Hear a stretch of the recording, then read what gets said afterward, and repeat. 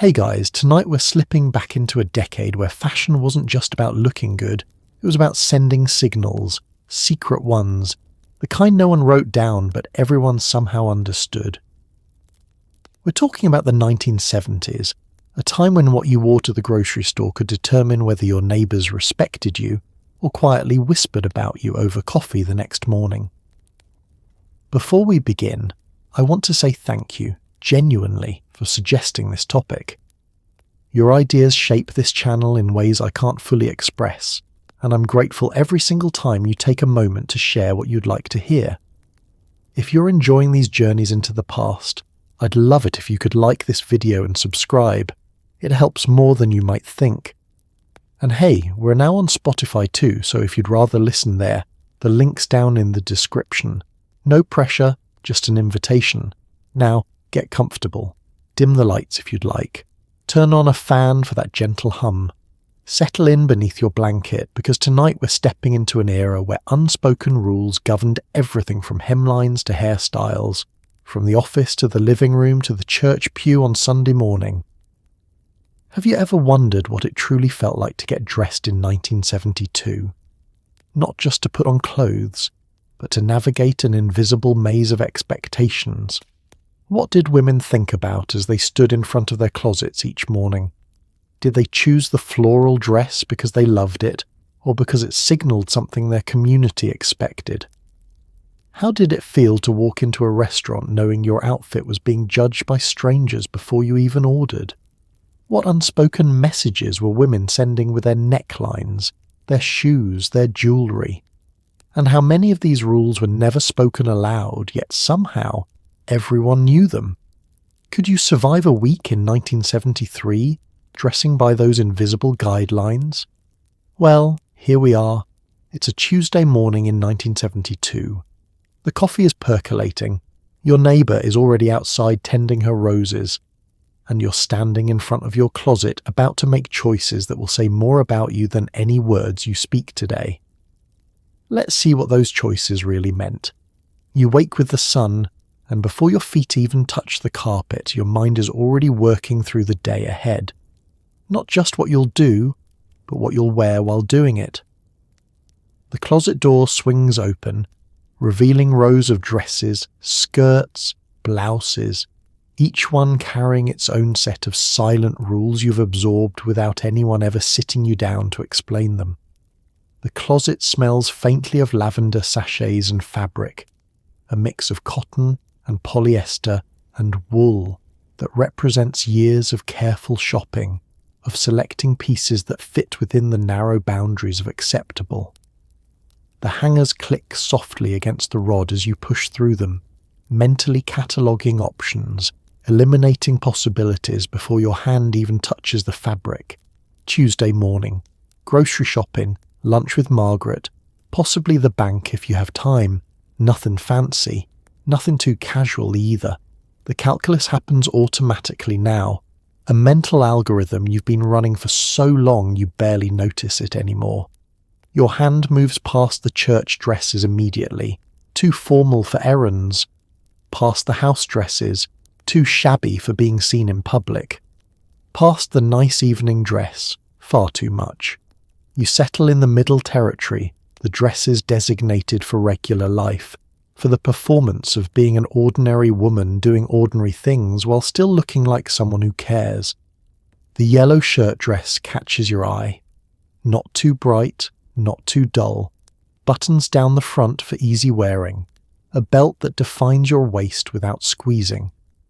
You pull it from the closet, holding it against yourself in the mirror, checking its condition, its appropriateness, its ability to carry you through the day without incident. But then you hesitate. Margaret always looks so put together. What will she be wearing? The yellow suddenly seems too casual, too housewifey, not quite polished enough for lunch, even casual lunch, even with a friend you've known since high school. You return it to the closet and reach for the navy dress instead, a sheath with three-quarter sleeves, more structured, more serious, better, more respectable, the kind of dress that suggests you made an effort without trying too hard. The mental negotiation continues as you lay the dress on the bed. What shoes? The navy flats would match but look too matchy, too obvious. The beige heels would elevate the outfit literally and figuratively, but are heels too much for grocery shopping? Will your feet hurt by the third errand? Does that matter if you look right? You select the beige heels anyway. Appearance wins. Appearance always wins. Next comes the question of stockings. The weather is mild, almost warm, but bare legs still feel wrong. Too casual. Too careless. You pull a pair of nude stockings from the drawer, checking carefully for runs, for snags, for any imperfection that would mark you as sloppy. Finding none, you sit on the edge of the bed and roll them on carefully, smoothing out wrinkles, ensuring the seams run straight up the back of your legs. Your jewellery sits in its box on the dresser, waiting. The pearl studs, obviously. The thin gold bracelet. Your watch. Your wedding ring. Nothing dramatic. Nothing that screams for attention. Just enough to look finished, complete. Like someone who understands that details matter. By the time you're fully dressed, 20 minutes have passed. 20 minutes of calculations and considerations, of measuring yourself against invisible standards, of ensuring that nothing about your appearance will provoke comment, criticism, or the particular kind of silence that means people are thinking things they won't say. You check the full-length mirror one last time. The dress fits well. The shoes coordinate. The stockings are straight. Your hair is neat. Your makeup subtle but present. Your jewellery appropriate. You look like a woman who knows the rules, who follows them, who performs her role with competence and grace. You look exactly like you're supposed to look, and the day hasn't even begun yet. Pants on a woman in 1972 aren't just clothing. They're a statement, and not always one you intended to make. You own exactly 2 pantsuits, both hanging in the back of your closet like diplomatic envoys from a future that hasn't quite arrived yet. The first is a burgundy polyester suit, jacket and matching pants, purchased last year during a moment of optimism, or perhaps rebellion. You're still not entirely sure which. The salesperson had been enthusiastic, assuring you that pantsuits were the future, that modern women everywhere were embracing them, that you'd look professional and fashionable and liberated all at once. The suit still has its tags. You haven't worn it once. The second pantsuit is navy, more conservative, gifted by your sister who lives in New York and claims everyone there wears pants now, that it's not even controversial anymore, that you're behind the times clinging to skirts and dresses. You wore that one exactly twice, both times to casual gatherings where you hoped pants might pass unnoticed. They did not pass unnoticed. The problem with pants isn't comfort. They're actually more comfortable than the girdles and garter belts and binding waistbands of your usual wardrobe. The problem with pants is meaning. When you wear pants, you're not just covering your legs differently. You're announcing something about your politics, your views on women's liberation, your opinion on traditional roles. You're making yourself readable in ways you didn't necessarily intend. At the first gathering, Mrs. Henderson had smiled tightly and said, "How modern of you," in a tone that made modern sound like a criticism. Your husband's colleague had made a joke about women wearing the pants in the family now. Hardy ha ha, nudging your husband as though you'd done something to him by choosing different fabric. By the end of the evening, you felt conspicuous and political and exhausting in ways your dresses never made you feel. The second time, at a backyard barbecue, things went better. Some of the younger women complimented your outfit, said they wished they were brave enough to wear pants. Brave enough. As though choosing trousers required courage rather than just preference. As though getting dressed in the morning was an act of war. You stand in front of your closet now, running your hand along the pantsuit jackets, feeling the smooth polyester beneath your fingers. Part of you wants to wear them. Part of you wants to claim the comfort and freedom they represent. Part of you wants to stop caring what Mrs. Henderson thinks, or what jokes men might make, or what silent judgments might accumulate in the church parking lot. But the larger part of you, the practical part, the part that has to live in this neighbourhood and shop in this town and interact with these people every single day, knows that pants are too expensive socially. The cost isn't money.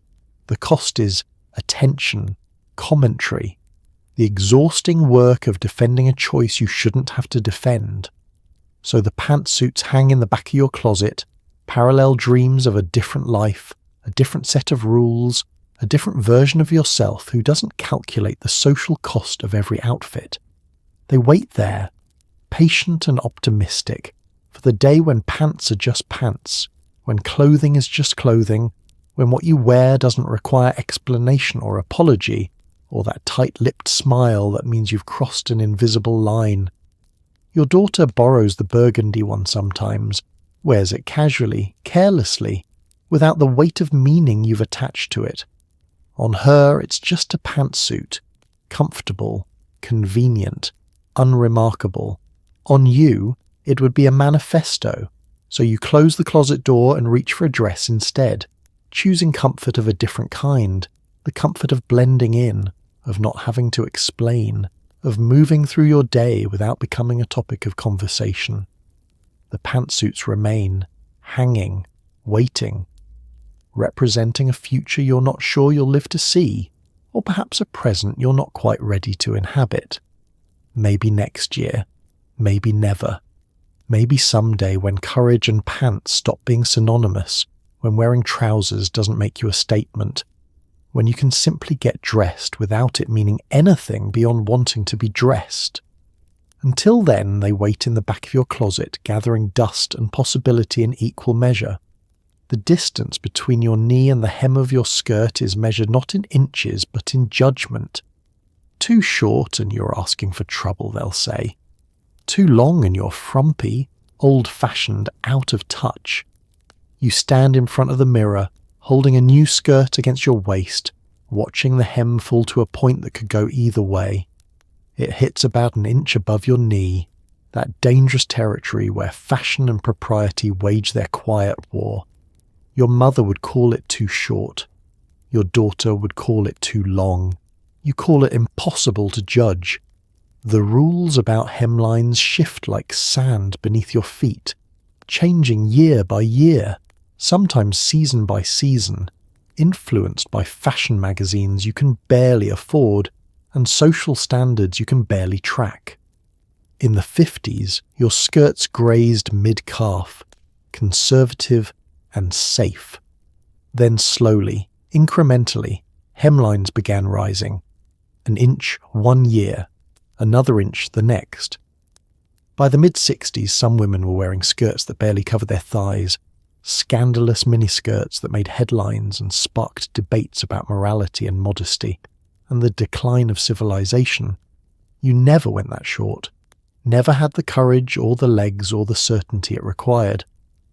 But you did creep your hemlines upward, following the trend cautiously, trimming inches off existing skirts, buying new ones that hit slightly higher, testing the boundaries of what your neighbourhood would tolerate.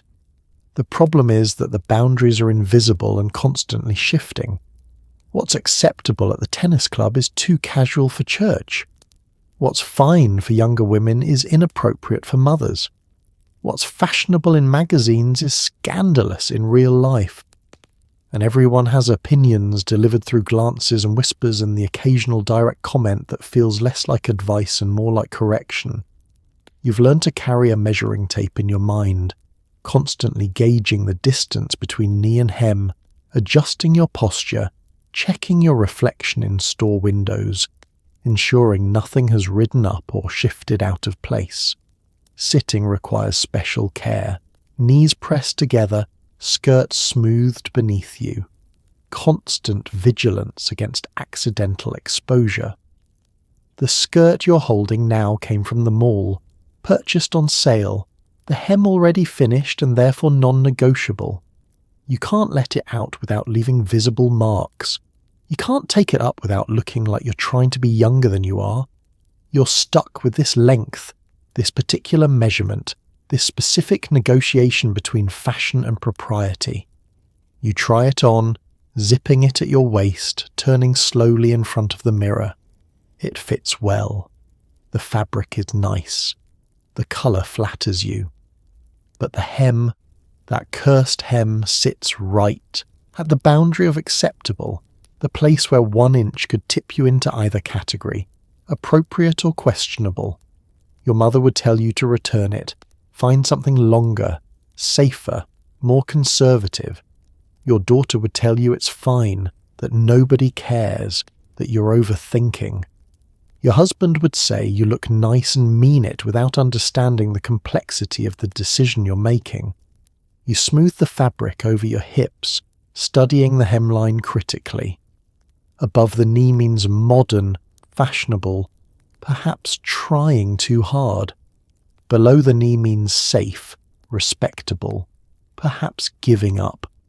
Right at the knee, this precarious balance means you're trying to have it both ways, trying to be fashionable without being scandalous, trying to fit in without standing out. You decide to keep it. You'll wear it carefully, paired with conservative tops, modest accessories, shoes that signal seriousness rather than frivolity. You'll sit carefully, stand carefully, move through your day with consciousness of those inches between your knee and your hem, that small space that carries far too much weight. Because in 1972, hemlines aren't just fashion, they're morality, respectability, your relationship to tradition and modernity, all measured in inches of visible leg. They're shorthand for who you are, what you believe, whether you're a good woman or the other kind. And all you wanted was a skirt that fit. Your cardigan isn't just a sweater, it's a shield, a safety net, a way to soften your silhouette when the world feels like it's watching too closely. You drape it over your shoulders before leaving the house the way a knight might check their armour. You own 7 cardigans lined up in your closet in gradual progression from cream to navy, each one serving a slightly different purpose, each one ready to be deployed when needed. The pale yellow one for spring days when the sun is warm but the breeze still bites. The heather grey for office wear, professional and neutral. The navy for church, serious and appropriate. The cream for dinner parties, elegant enough to look intentional, casual enough to seem effortless.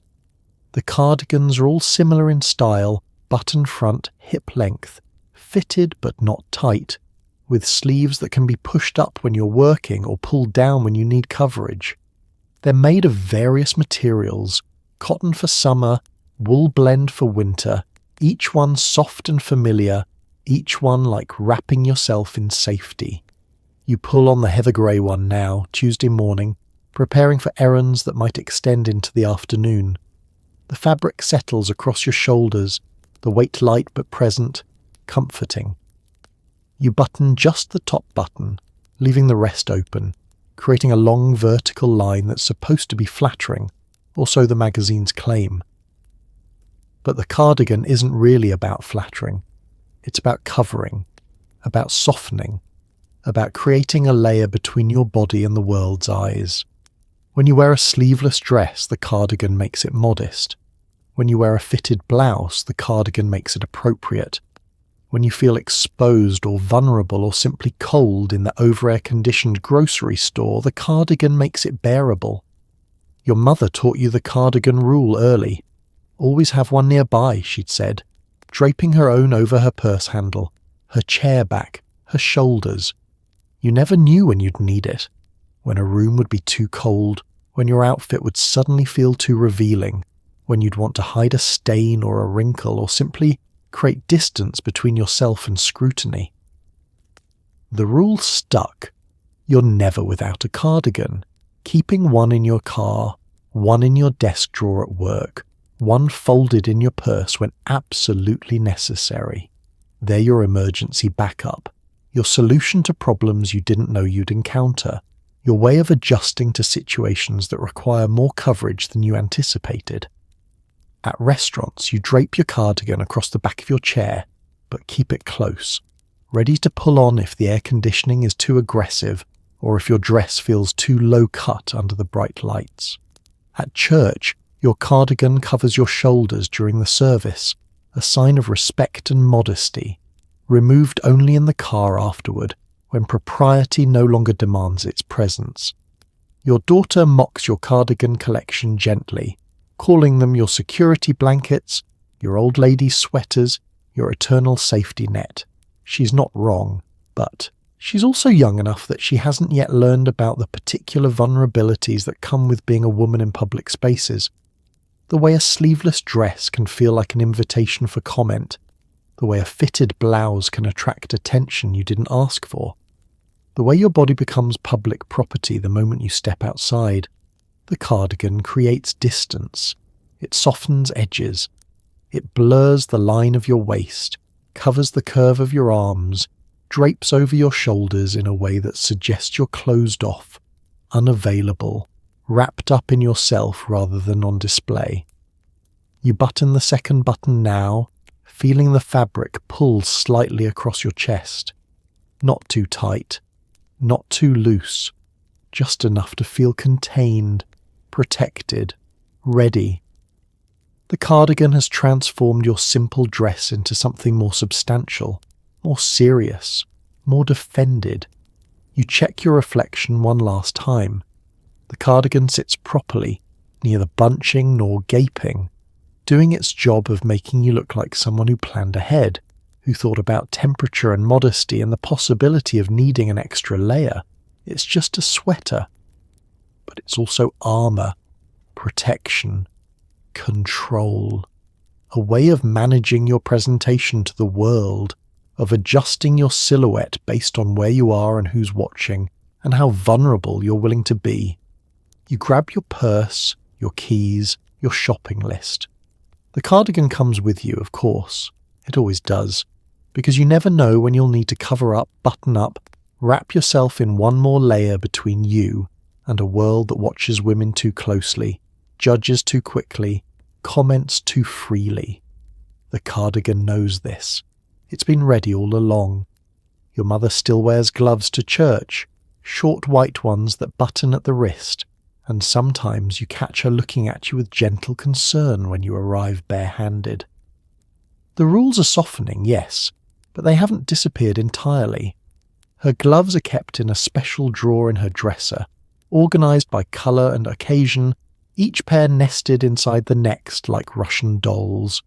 White cotton for church, beige leather for shopping, black silk for funerals, short ones for day, long ones for evening, each pair representing a specific formula of propriety. She learned so young it became instinct rather than instruction. You remember wearing gloves as a child, white ones for Easter, struggling with the tiny pearl buttons, your mother's patient hands helping you fasten them properly, explaining that ladies always wore gloves, that bare hands were for home, never for church, never for anywhere important. The gloves made your hands feel strange, disconnected, like you were wearing someone else's hands over your own. You stopped wearing them in your 20s, tentatively at first, testing whether anyone would notice, whether lightning would strike, whether you'd be marked as improper or careless or modern in the pejorative sense. A few people noticed, mostly older women, your mother's friends, who'd give your hands long looks before meeting your eyes with expressions that communicated disappointment without speaking it. But slowly, the expectation faded. More women appeared at church barehanded. The department stores reduced their glove inventory. The magazines stopped showing them in every outfit illustration. By 1972, gloves had become optional for most women your age, a relic of previous formality, still observed by the generation before you, but increasingly abandoned by your own. Your mother hasn't adapted.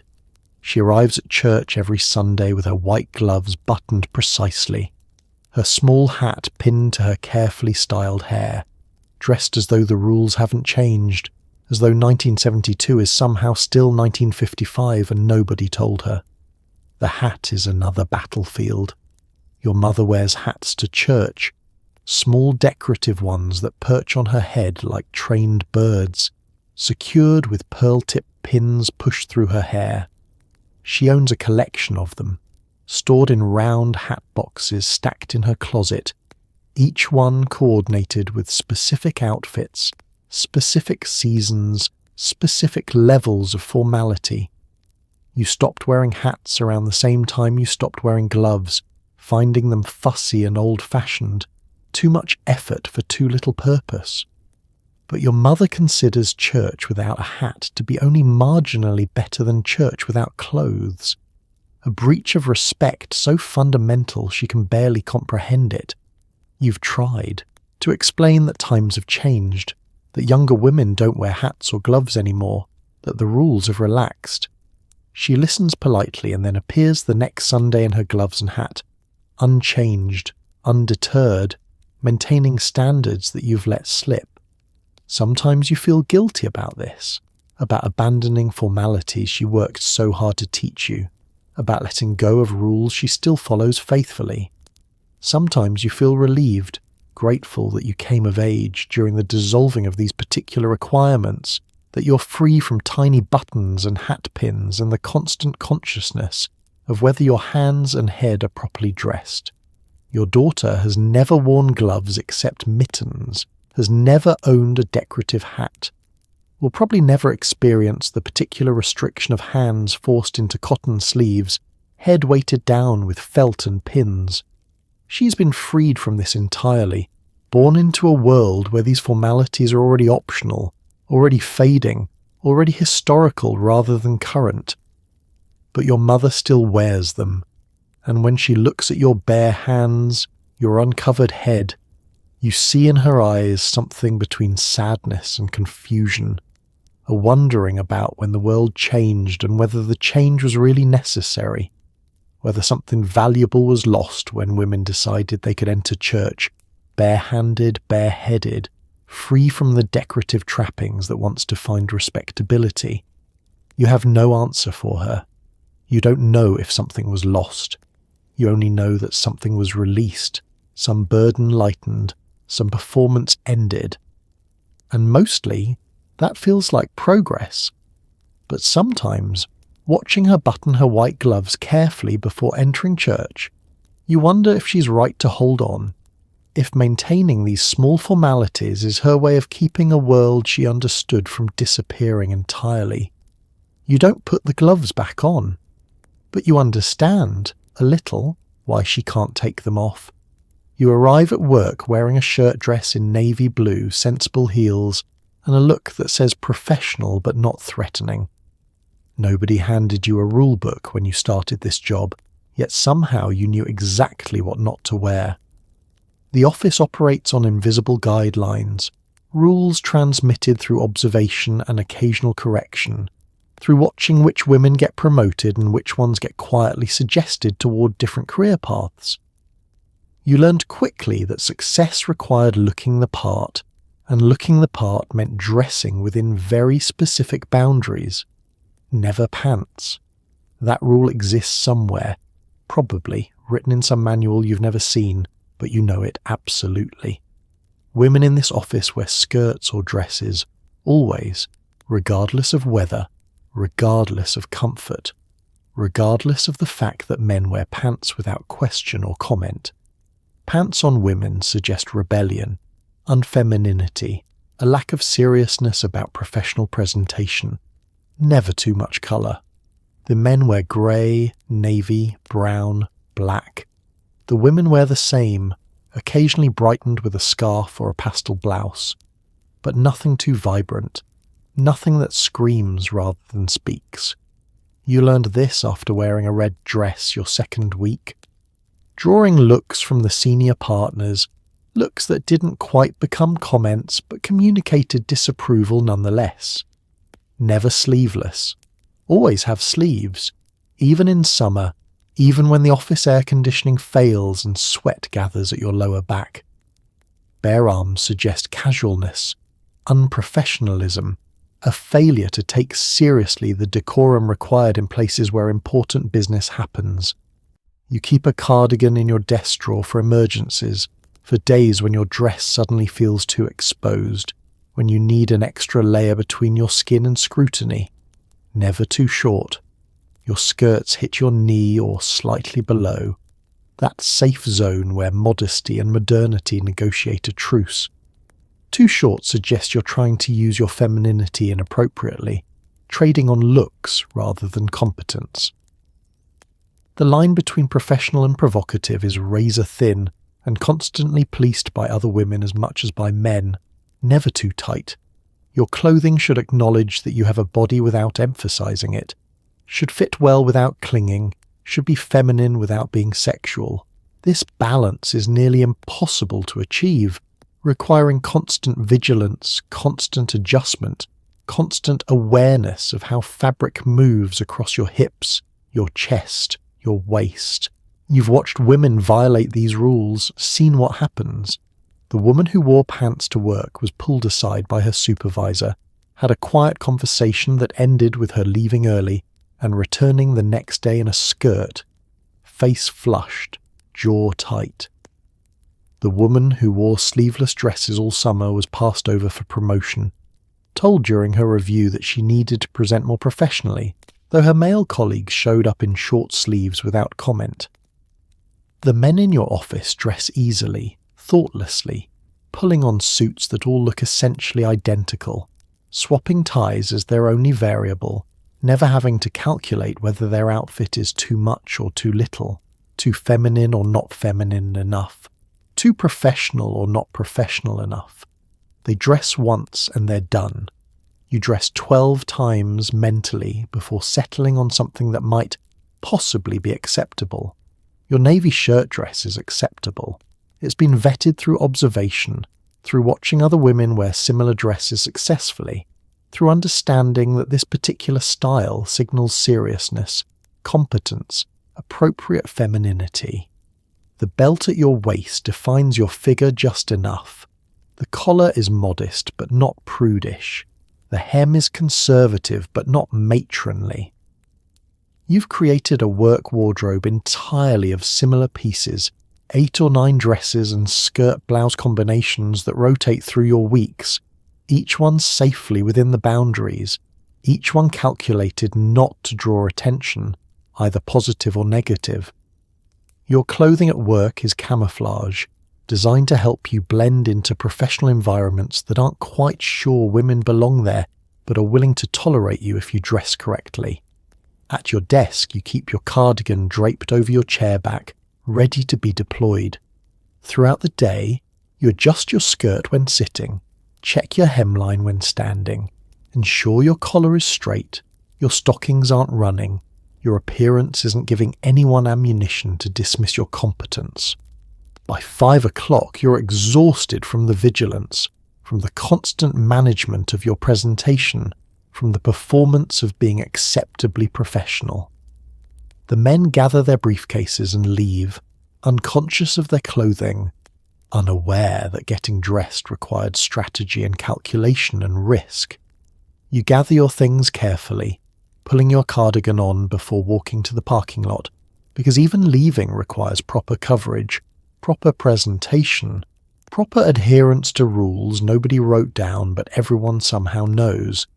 Tomorrow you'll do it again. The navy shirt dress or one like it. Sensible heels. Professional but not threatening. Feminine but not too feminine. Present but not too present. It's exhausting. But it's the price of being here at all. Your pearl necklace, a gift from your grandmother, rests cool against your collarbone as you fasten the clasp.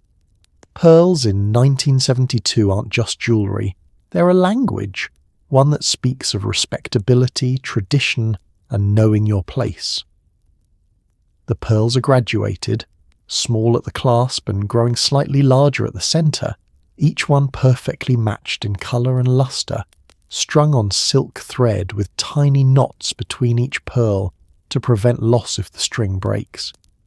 Your grandmother wore them for 40 years before passing them to you on your wedding day, presenting them in their velvet box with instructions to care for them properly, to wear them often, to understand what they represented. They represented, she explained, continuity, tradition, the kind of classic elegance that never goes out of style because it was never really in style. It simply exists above fashion, in a realm of timeless propriety. A woman with good pearls, she'd said, is a woman with good breeding, good taste, good values. You weren't entirely sure what she meant then. You're only beginning to understand now. Pearls in your world are a uniform, a signal, a way of announcing membership in a particular class of women who understand certain unspoken rules. When you wear pearls to church, to lunch, to dinner parties, you're not just accessorizing, you're communicating. You're saying, I am respectable, I am traditional, I value the same things you value, I belong here. Other women read your pearls instantly, noting their quality, their length, their style. Real pearls versus fake pearls is the first divide, separating those who can afford authenticity from those who must settle for imitation. Your pearls are real, cultured but genuine, warm to the touch and slightly irregular in a way that announces their legitimacy.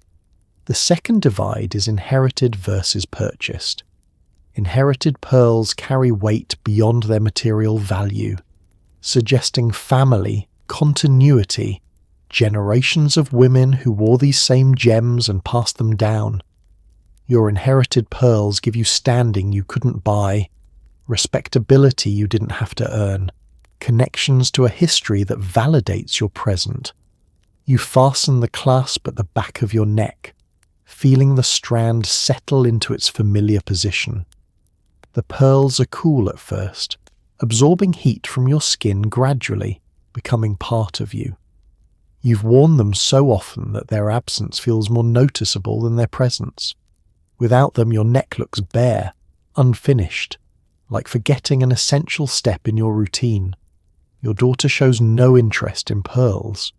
She wears long pendant necklaces, beaded jewellery, peace sign medallions, rejecting your grandmother's pearls as old-fashioned, stuffy establishment. You've tried to explain their significance, their value, their place in the vocabulary of feminine respectability. She's unmoved, preferring her own language, her own symbols, her own way of announcing identity. This worries you sometimes, this rejection of pearls and everything they represent. Without pearls, how will she signal respectability? How will other women know she comes from a good family, that she understands tradition, that she's the right kind of woman? But your daughter doesn't seem to care about being the right kind of woman, at least not the kind your pearls would identify her as.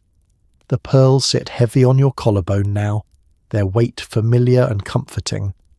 They've been to every important event in your adult life, every wedding and funeral and christening, every dinner party and church service and formal occasion. They've witnessed your life, absorbed your warmth, accumulated the invisible patina of being worn and loved and understood. They're more than jewellery, they're identity, protection, a way of wrapping yourself in tradition when the world feels too modern, too changing, too uncertain. When you wear your pearls, you're connected to your grandmother, to her mother, to generations of women who believed that some things should remain constant, that some symbols should endure. At dinner parties, women compliment your pearls, understanding immediately what they represent.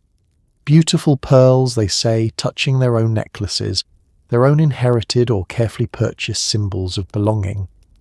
The pearls create kinship, mark you as part of the same tribe, speaking the same language of respectability and restraint. Your pearls will outlast you, eventually passing to your daughter regardless of whether she wants them, regardless of whether she understands them. Maybe she'll wear them someday, decades from now, and finally comprehend what your grandmother was trying to tell you. Or maybe she'll sell them, trade them for something more aligned with her own values, her own symbols, her own language. But for now, they're yours, cool and perfect against your skin, speaking without words, announcing without proclamation. You're respectable, you're traditional, you belong. The pearls make sure everyone knows. You've heard about the protests, seen the headlines about women burning their bras in defiance. But here, in your quiet neighbourhood, most women still wear theirs every single day. Not because they love them, but because going without feels too bold, too public, too much like making a statement they aren't sure they want to make. The bra sits in your dresser drawer with a dozen others, white and beige and occasionally pale pink, all structured and supportive, all featuring hooks and straps and underwires that dig into your ribcage by evening. You pull one on each morning without conscious thought, the motion so automatic it barely registers, like brushing your teeth or putting on shoes. But lately you've been noticing the discomfort, noticing the red marks the elastic leaves on your shoulders, noticing how the first thing you do when you get home is unfasten the hooks, sighing with relief as the constriction releases, noticing that the garment you wear ostensibly for support and modesty actually just hurts, consistently, throughout every day. The bra-burning protest happened years ago now, 1968 at the Miss America pageant, though you've heard conflicting reports about whether any bras were actually burned or just symbolically discarded. Either way, the image stuck, became shorthand for women's liberation, for rejecting restrictive clothing, for refusing to conform to standards designed by and for male comfort. You weren't at those protests. You've never been to any protest. You live a quiet life in a quiet neighbourhood where the most radical thing women do is occasionally skip wearing gloves to church. Bra burning, even the idea of it, feels foreign, aggressive, too confrontational for your temperament or your social circle. But you understand the impulse. You understand it every evening when you finally remove yours, every afternoon when the underwire pokes painfully into your ribs, every morning when you strap yourself into structure and support you're not entirely convinced you need. Some younger women in town have stopped wearing bras entirely. You've seen them at the grocery store, their braless state visible through their shirts, nipples occasionally outlined against fabric, moving through the world with apparent unconsciousness of how scandalous this would have been just 5 years ago. You feel simultaneously shocked and envious. Shocked because you were raised to believe that women's bodies require containment, structuring, shaping. Envious because they seem free in a way you've never been. You've never gone braless in public, never seriously considered it. The thought of leaving the house without a bra feels approximately as reasonable as leaving the house without pants, a nakedness you couldn't possibly inflict on your neighbours, your friends, the anonymous strangers at the drugstore. But at home, increasingly, you experiment with freedom. Weekend mornings when you're not leaving the house, you skip the bra, wearing loose shirts that hide your shape, moving through your domestic space unstructured and unbound. Your husband doesn't comment. Your children don't notice. You feel simultaneously comfortable and slightly guilty, as though you're breaking a rule even in the privacy of your own home. The guilt is the hardest part to understand. Why should you feel guilty for not wearing an uncomfortable undergarment in your own house? But the guilt persists, programmed so deeply you can't quite shake it. This sense that women's bodies require management, restraint, constant vigilance against their own natural state. Your friends never discuss bras. It's too intimate, too close to discussing bodies in ways that feel improper. But you wonder if they share your discomfort, if they too rush home to unhook and remove, if they too feel the red marks as evidence of daily constraint. Or perhaps they're more comfortable than you. Perhaps they found better bras. Perhaps their bodies don't chafe against structure the way yours does.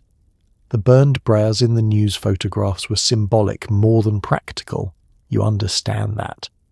The women at those protests weren't really fighting about bras.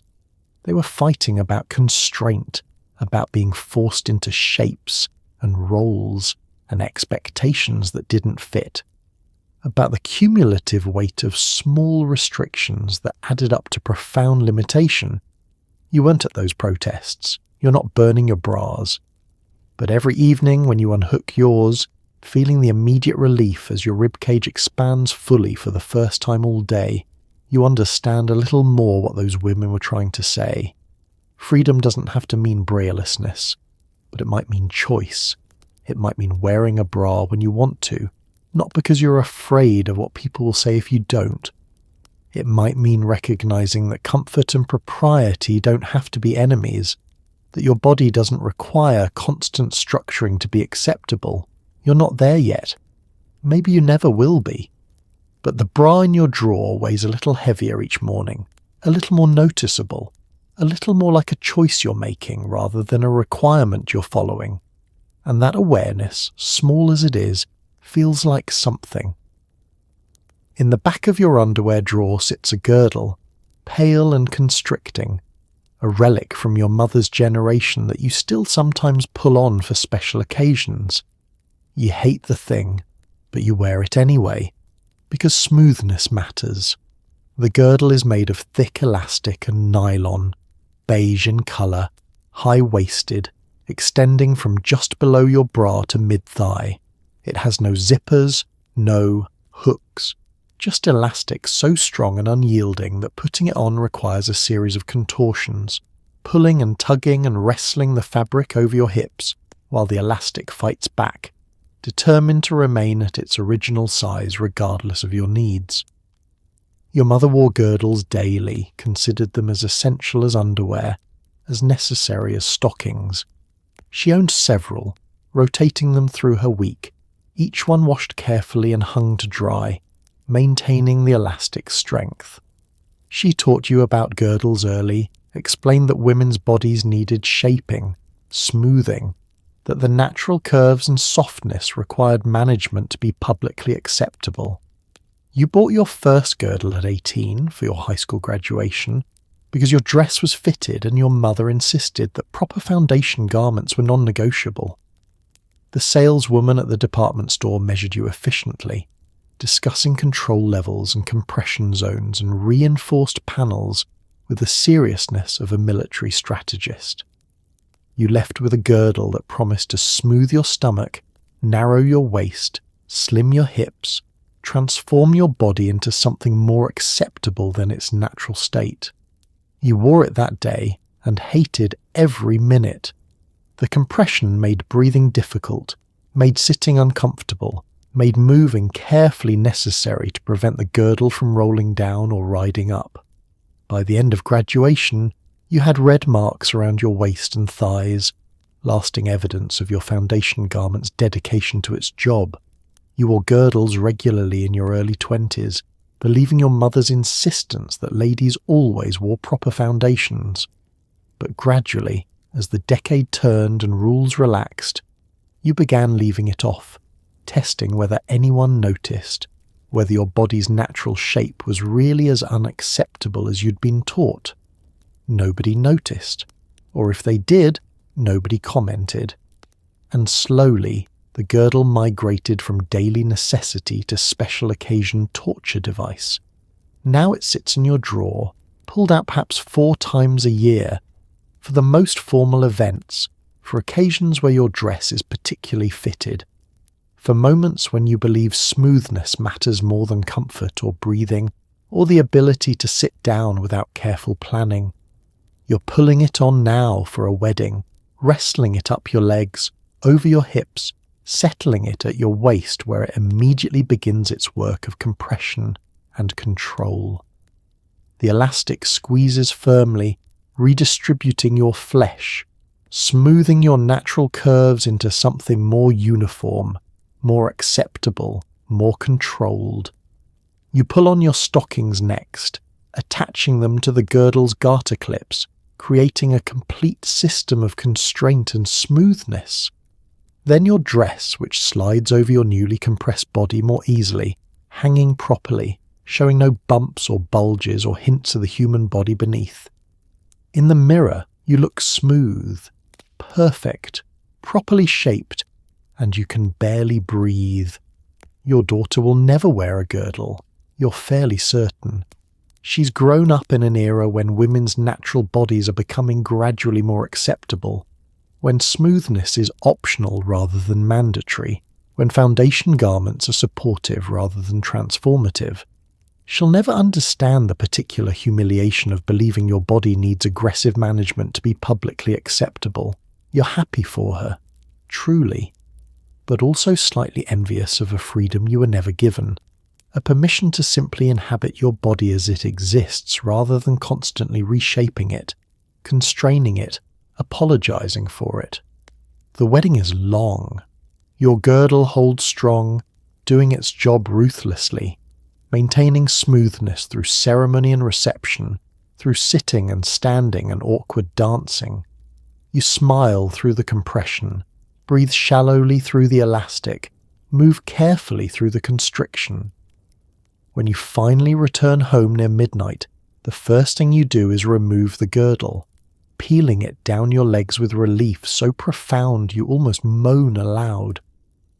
Your body expands into its natural shape, red marks crisscrossing your torso where the elastic held firmest. You fold the girdle carefully and return it to the back of your drawer, where it will wait patiently for the next formal occasion, the next moment when you decide smoothness matters more than comfort, when you choose to compress yourself into acceptability. It's just underwear, but it's also a statement, a choice, a small daily negotiation between how your body exists and how the world expects it to appear.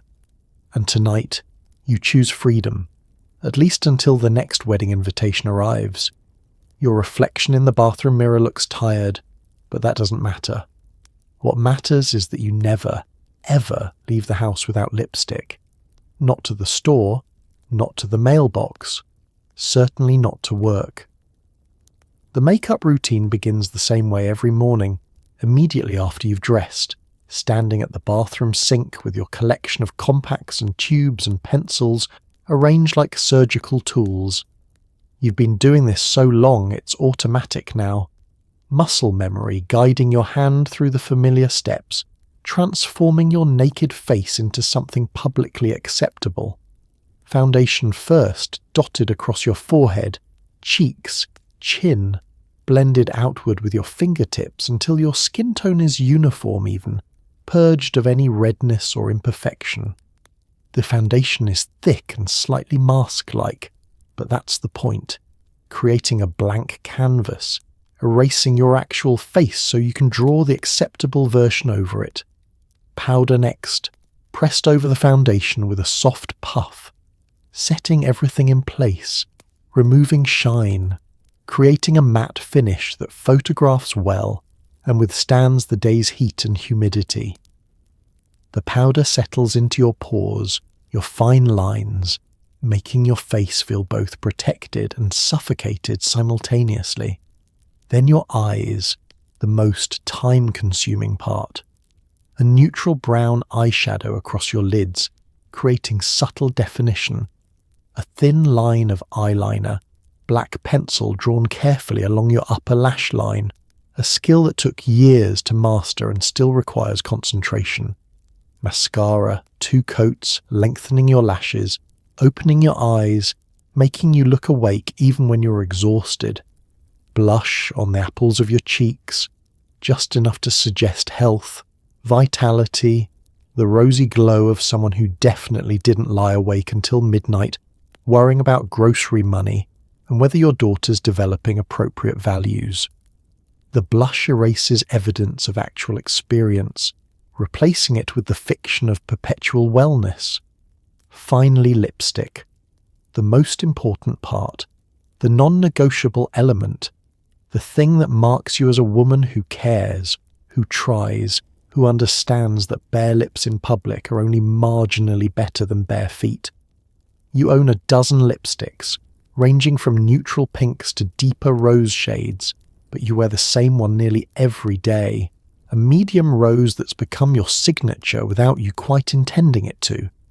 You twist the tube, draw the colour across your bottom lip, press your lips together, Apply more to your top lip, blot with tissue, reapply. The colour transforms your face, makes you look finished, complete, ready. Without lipstick, you feel naked, incomplete, improper. You've internalized this so thoroughly that the few times you've accidentally left the house bare-lipped, you felt exposed and anxious until you could return home and correct the mistake. Your daughter asks why you wear makeup, what it's for, whether you like it or just feel obligated. You struggle to answer honestly. Do you like it? You're not sure. You've been doing it so long you can't remember what preferring would feel like. It's simply what you do, what women do, what's expected.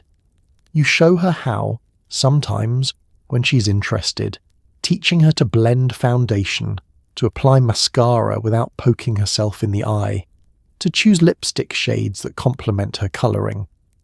But you can tell she's sceptical, resistant, not convinced that painting your face every morning is worth the time and money and effort.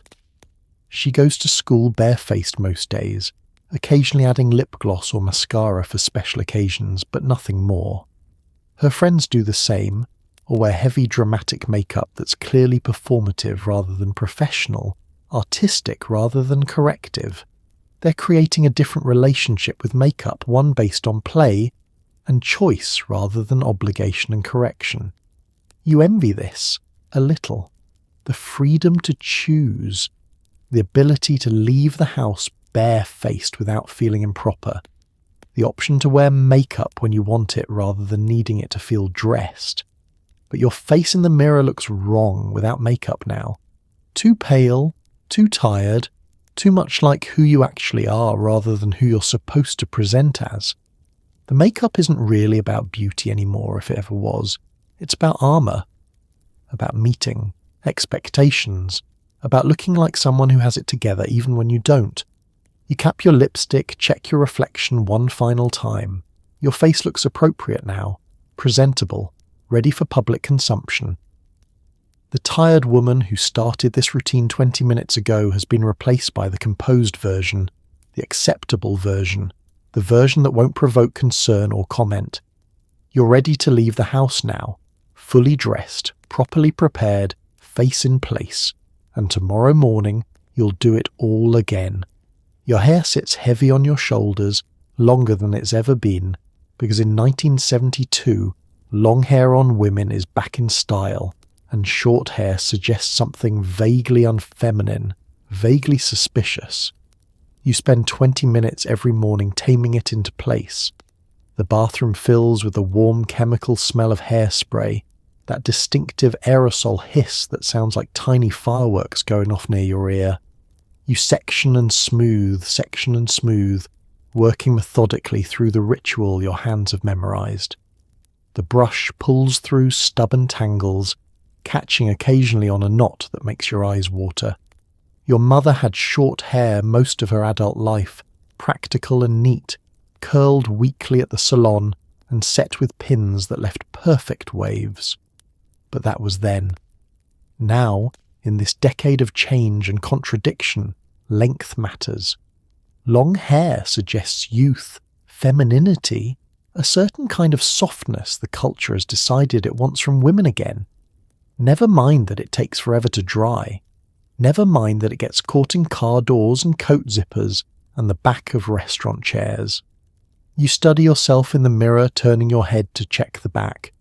The style magazines suggest feathered layers, soft and flowing, or perfectly straight hair parted down the middle like the young women on television.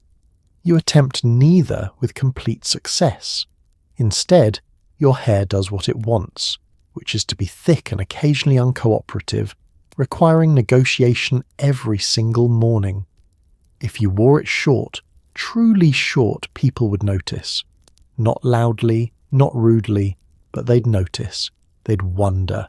They'd make assumptions about your politics, your femininity, your relationship status.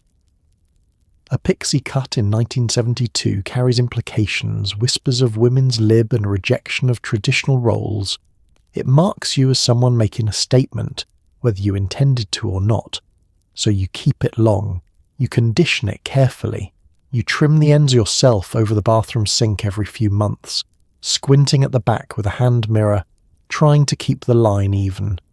On special occasions, you set it in rollers the night before, sleeping uncomfortably on small plastic cylinders that dig into your scalp, all for the promise of soft waves by morning.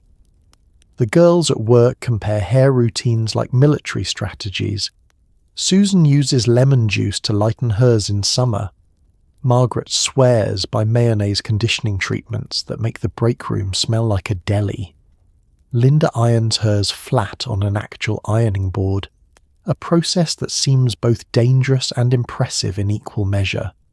Your teenage daughter, meanwhile, wants hers even longer, down to her waist, and refuses to let you trim it despite the split ends spreading upward like small disasters. She brushes it 100 strokes each night, counting aloud sometimes, a meditation or a prayer to the gods of 1970s beauty standards. The weight of it surprises you sometimes when you finally take it down at night, unpinning or unbrushing whatever style you've maintained all day. Your scalp tingles with relief, your neck feels lighter, and for a brief moment before you rebraid it for sleep, your hair is simply yours, belonging to no trend, no expectation, no unspoken rule about what makes a woman properly feminine. But morning always comes, and with it, the brush, the spray, the 20 minutes of taming, and the performance begins again. Sunday morning arrives with its own unspoken dress code, stricter than any weekday, more formal than most dinner parties. Your church dress is modest, pressed, paired with closed-toe heels and a small handbag that matches. The dress you choose is a soft floral print, the pattern small and demure, nothing too bold or attention-seeking.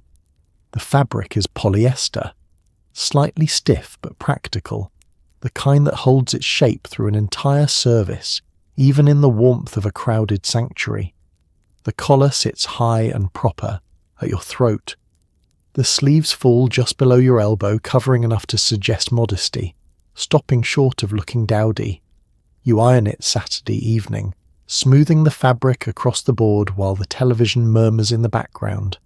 The iron hisses softly as you press each panel, each seam, erasing the week's wrinkles and restoring the dress to its Sunday-worthy state. It smells faintly of starch and heat, clean and crisp, ready for inspection. Sunday mornings move differently than other days. There's a formality to the routine, a sense that the hours before church are a dress rehearsal for the performance of respectability you'll all deliver once you arrive. Your husband stands at the mirror, adjusting his tie. Your children appear in their own Sunday clothes, the boys in miniature suits. Your daughter in a dress she'll complain about the moment you return home. You check yourself one final time.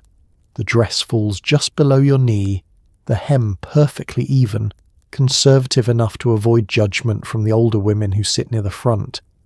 Your stockings have no runs. Your shoes are polished. Your hair is pinned back neatly, every strand accounted for. You clasp your small handbag, the one that matches your shoes, because mismatched accessories on Sunday suggest carelessness, a lack of attention to the details that supposedly matter. The drive to church is quiet, everyone lost in their own thoughts, your husband humming absently as he navigates familiar streets. You smooth your dress across your lap, checking again for wrinkles that couldn't possibly have appeared in the 5 minutes since you left the house. The parking lot is already filling. Women emerge from cars in their Sunday dresses, a parade of florals and pastels, modest hemlines and matching handbags. You recognise the unspoken competition immediately. Mrs. Henderson's dress is new. You can tell by the way she walks, just a touch more confident. Mrs. Cooper's shoes are slightly scuffed, and you watch her try to position herself so no one notices. Inside, the sanctuary smells of furniture polish and perfume, a blend of competing floral scents that mingles with the faint mustiness of old hymnals. You slide into your usual pew, arranging yourself carefully, knees together, ankles crossed, handbag resting primly in your lap. Your dress fans out around you just so, covering everything that should be covered.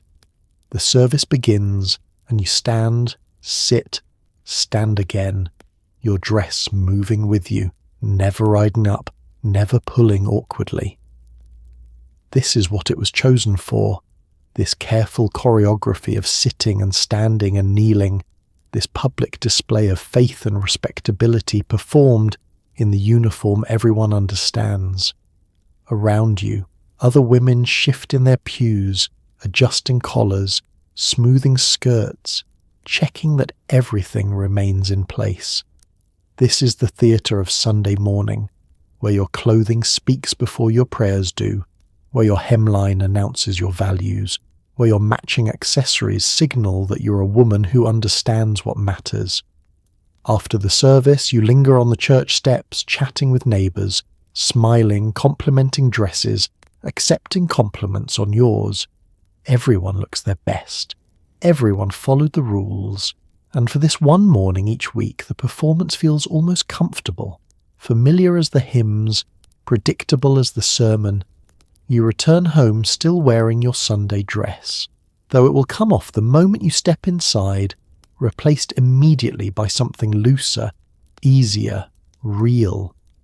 But for now, standing in the church parking lot under late morning sun, you're exactly what Sunday morning expects you to be. You don't throw on jeans and a t-shirt to run errands, not in 1972, not in your neighbourhood. Instead, you slip into a casual dress, not too fancy, not too plain, apply fresh lipstick and check your reflection one more time before stepping out. The dress is a simple shirt dress in pale yellow, buttons down the front, a thin belt at the waist. It's your errand uniform, the outfit that splits the difference between staying home and going somewhere that matters. Comfortable enough for pushing a shopping cart, presentable enough that you won't feel embarrassed if you run into someone you know, which you absolutely will, because the grocery store on a Tuesday morning is less a place of commerce and more a social arena where women patrol the aisles in their casual armour. You grab your purse, your shopping list tucked inside, written in careful cursive on the back of an envelope. Your keys jangle as you lock the front door behind you. The neighbourhood is quiet at this hour, most husbands already at work, most children already at school, leaving the streets to the women who move between houses and shops, managing the invisible labour that keeps households running. The grocery store parking lot is half full. You recognise several cars, know which neighbours are inside, already mentally preparing for the brief conversations you'll have in the produce section, the frozen food aisle, the checkout line. These encounters are never accidental. Everyone sees everyone, and everyone is quietly taking note of what everyone else is wearing. You step through the automatic doors into the cool artificial air, grabbing a cart from the corral. The fluorescent lights hum overhead, bright and slightly harsh, illuminating rows of shelves stocked with colourful boxes and cans. The store smells like floor wax and fresh bread. The bakery in the back already working on the afternoon's deliveries.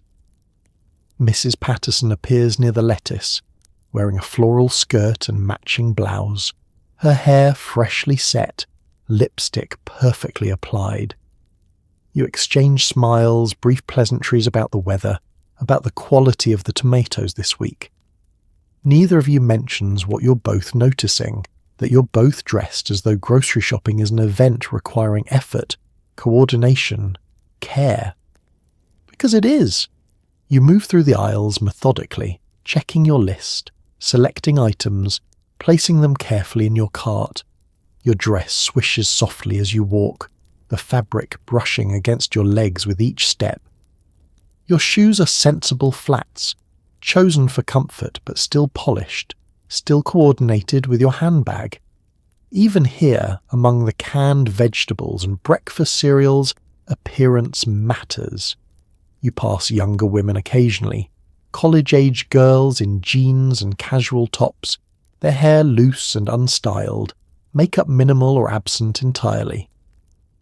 They move through the store with a different energy, careless and quick, grabbing items without the careful deliberation you've learned to apply. You feel the gap between generations widening in these moments, the old rules softening but not yet broken, still strong enough to pull you into this dress every time you need milk and eggs. At the meat counter, you wait your turn, standing slightly back, hands folded over your cart handle. The butcher, an older man in a white apron, greets you warmly, asks after your family, wraps your order in brown paper with practiced efficiency. This interaction too is part of the ritual, the familiar choreography of your Tuesday morning. The checkout line moves slowly. You unload your cart onto the conveyor belt, organising items by weight, by fragility, by the unspoken rules of proper grocery arrangement. The cashier, a woman about your age, comments on your dress. You thank her, compliment hers in return. The exchange is automatic, pleasant, empty of real meaning, but full of social grease that keeps the gears turning smoothly. You pay, accept your paper bags, and push your cart back out into the sunlight, squinting slightly after the store's fluorescent brightness. Your car is hot inside, the vinyl seats already warming in the morning sun. You arrange the bags carefully in the back seat, checking that nothing will tip or spill on the drive home. As you pull out of the parking lot, you catch your reflection in the rearview mirror. Your lipstick is still fresh, your hair is still neat, your dress is still presentable. Mission accomplished. The invitation sits on your counter, elegant script announcing a cocktail party at 7. You already know what you'll wear, not because you've planned it, but because there's really only one acceptable answer. A dress. Probably knee length. Nothing too flashy, nothing too dull. You stand before your closet Thursday evening, fingers trailing across hangers, considering options you've already narrowed down days ago. The black dress, always safe, always appropriate, but perhaps too safe, too easily forgotten among a room full of other black dresses worn by women making the same calculation. The emerald green, more memorable, but is it too memorable? Too look at me for a party where the real currency is blending in while standing out just enough to be noticed for the right reasons. You settle on the burgundy, a compromise between boldness and restraint. It's a shift dress, simple lines, sleeveless with a modest scoop neck, hem hit in precisely at your knee. Nothing provocative, nothing matronly. The fabric has a subtle sheen that catches light without screaming for attention. It's the Goldilocks of cocktail dresses, and you've worn it enough times to know it performs well under social scrutiny. The dress slips over your head with a soft whisper, settling into place across your shoulders, your waist, your hips. You reach back to zip it, that awkward contortion every woman knows, shoulder blades together, arm twisted behind you, fingers searching for the tiny zipper pull. It catches halfway. You coax it higher, holding your breath slightly, sucking in even though the dress fits fine, even though this is pure superstition. You step into your heels, black patent leather with a modest heel, high enough to dress up the outfit, low enough that you can stand through 2 hours of conversation without your feet staging a rebellion. Your stockings are new, seamless, the kind that cost more than they should but won't betray you with a run at an inopportune moment. Jewellery comes next, and this is where you must be careful. Too much suggests trying too hard, desperate for attention. Too little suggests you didn't care enough to try.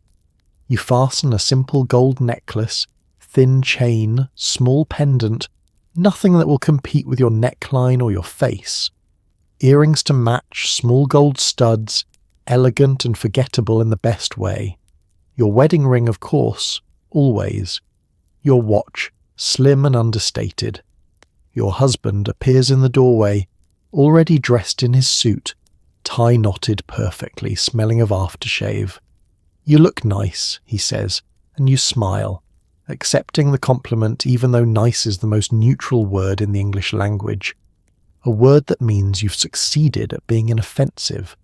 The party is at the Morrison's house, 7 blocks away, but a world apart. Their home larger than yours, their furniture newer, their carpet plush enough to make you conscious of your footsteps. You arrive precisely 15 minutes late, the socially acceptable buffer that signals you're busy, important, but not so late that you're rude. The door opens to warmth and noise and the smell of perfume mixing with cigarette smoke and something savoury from the kitchen. Women cluster near the windows, near the bar, near the sofa, all wearing variations of the same uniform, dresses in jewel tones or neutrals, hemlines at the knee, heels that click softly against hardwood, jewellery that whispers rather than shouts. You accept a drink from the hostess, something clear in a stemmed glass, and drift into the current of conversation. The evening unfolds in familiar rhythms. You talk about children, about home renovations, about the weather and upcoming holidays, and nothing controversial, nothing political, nothing that might crack the pleasant veneer everyone has agreed to maintain. Your dress does its job. It doesn't wrinkle when you sit. It doesn't ride up when you stand. It doesn't pull or gap or draw attention to anything except your face, your smile, your ability to navigate this social theatre with grace. Other women compliment your dress. You compliment theirs. Everyone looks lovely. Everyone made the right choices. And beneath the pleasantries, you're all quietly scanning the room, noting who wore what, who coordinated their accessories, who took a risk and whether it paid off. You leave at 9:30, neither early nor late, sliding back into your car with relief and exhaustion competing for dominance. Your husband drives. You slip off your heels in the passenger seat, wiggling your toes, feeling the tension release. At home, you hang the burgundy dress back in your closet carefully, checking for stains, for wear, for any sign that it won't be ready next time you need it. Because there will always be a next time. You don't actually play tennis very well, but that's not really the point of the tennis club. What matters is showing up in the right outfit, one that suggests leisure, fitness, and just the right amount of effort. Your tennis dress hangs on a special padded hanger, white cotton with a pleated skirt, paired with matching white shorts underneath because modesty matters even on the court. The fabric is crisp, bright, the kind of white that requires immediate washing after every wear, that shows every grass stain and every drop of sweat, that announces you can afford clothing this impractical. You lay the outfit on your bed Saturday morning, studying it like battle armour. The dress is sleeveless, the better to swing a racket you barely know how to hold properly. The collar is small and flat, pristine. The pleats in the skirt bounce when you walk, designed for movement, for femininity, for the performance of athletic grace whether you possess it or not. The tennis club isn't really about tennis. You learnt this quickly after joining, after watching the other women arrive in their matching whites, their perfectly styled hair, their makeup somehow intact despite claiming they'd just finished a vigorous game. The court is a stage. The game is secondary to the social choreography happening in the margins, at the net during breaks, in the clubhouse afterward where everyone drinks iced tea and pretends the morning was about fitness rather than visibility. You pull on the dress, adjusting the fit across your shoulders, smoothing the skirt. It's shorter than anything else you own, hitting mid-thigh, showing more leg than you'd display anywhere else, except perhaps the pool. But this is tennis. The rules are different here. Shorter skirts are athletic, sporty, acceptable within these carefully defined boundaries. The white shorts underneath are essential, a layer of protection against exposure, against the wind catching your skirt wrong, against bending or lunging in ways that might reveal too much. You check the mirror, performing a few cautious movements, ensuring everything stays in place. Your tennis shoes are canvas, white with white laces, worn but not too worn, the sole still possessing enough grip to look functional. You've learned that truly pristine shoes suggest you never actually play, but shoes too scuffed suggest you take the game more seriously than is socially comfortable for women in your circle.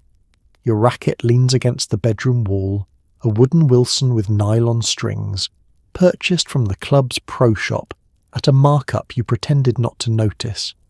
The grip is wrapped in white tape.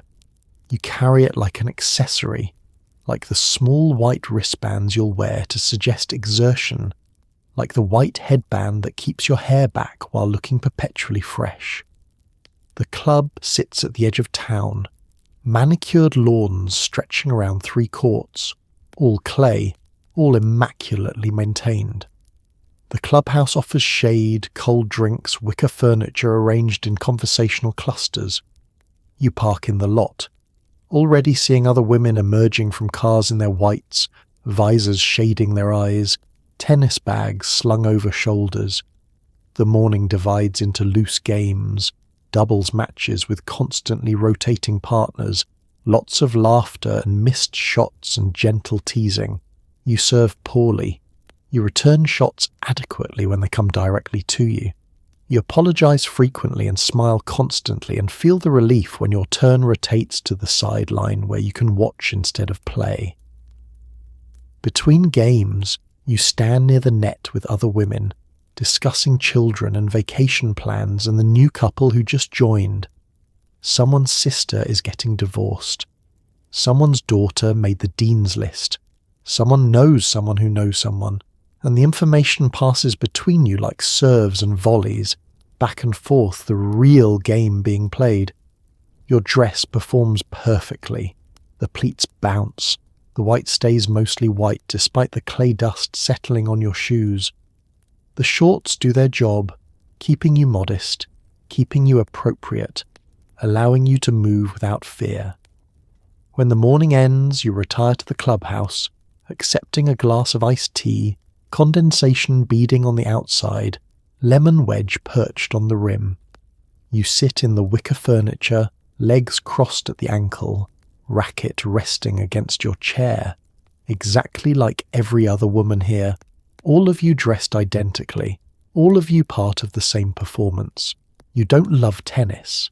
You may never love tennis, but you love, or have learned to love, or at least accept, this space where the rules are clear, where showing up in white is enough, where belonging is as simple as owning the right dress.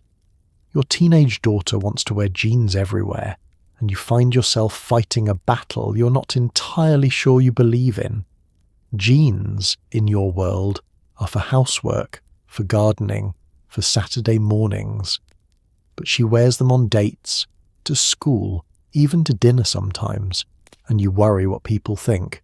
The jeans in question sit, crumpled on her bedroom floor, faded blue denim, bell-bottoms fraying at the hem, a small embroidered flower patch sewn near the pocket.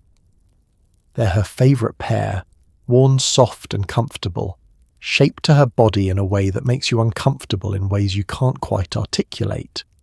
You remember when you bought your first pair of jeans, thick, stiff denim from Sears, purchased for painting the garage, for pulling weeds, for tasks that required clothes you didn't mind ruining. They stayed in the back of your closet, a utilitarian garment brought out only for manual labour, never for public consumption. The idea of wearing them to town, to a restaurant, to anything that might be considered a social engagement would have been unthinkable. But your daughter lives in hers. She wears them to school with untucked blouses, to the movies with tight sweaters, to dinner at her friend's house with sandals that show her painted toenails. She wears them with confidence you didn't possess at her age, a certainty that her clothing choices are hers to make, not subject to neighbourhood opinion or generational expectations. The arguments happen in the morning, before school, in the kitchen while you're making breakfast and she appears ready to leave. Not those jeans, you say, more plea than command. They're just jeans, she replies, genuinely confused by your objection. You try to explain, fumbling for words that don't sound ridiculous even to your own ears. Jeans are casual, too casual. They suggest you don't care. They suggest rebellion. They make you look, you trail off, unable to finish the sentence. Because what do they make her look like? Young, comfortable, free from the constraints you still operate under. Your husband stays neutral, hiding behind his newspaper, refusing to enter the battle. Your son wears jeans too, but somehow his jeans are different, less controversial, less laden with meaning. Boys in jeans are just boys. Girls in jeans are making a statement. Your daughter compromises sometimes, switching to corduroys, to slacks with modest flares, to anything that isn't the denim you've decided represents some invisible line being crossed. But you can see her frustration, the eye rolls barely suppressed, the heavy sighs that announce she thinks you're being ridiculous, old-fashioned, unnecessarily controlling. And maybe you are. You see other girls her age wearing jeans everywhere, at the drugstore, at church youth group, at birthday parties, their mothers seemingly unbothered. You see women younger than you, women in their 20s wearing jeans to the grocery store, to lunch, to places you still dress up for. The culture is shifting beneath your feet, and you're clinging to rules that are already dissolving. But still, the discomfort remains.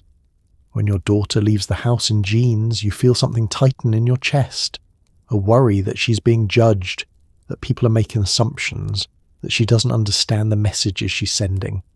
You want to protect her from criticism she may not even encounter, from judgment that might exist only in your mind.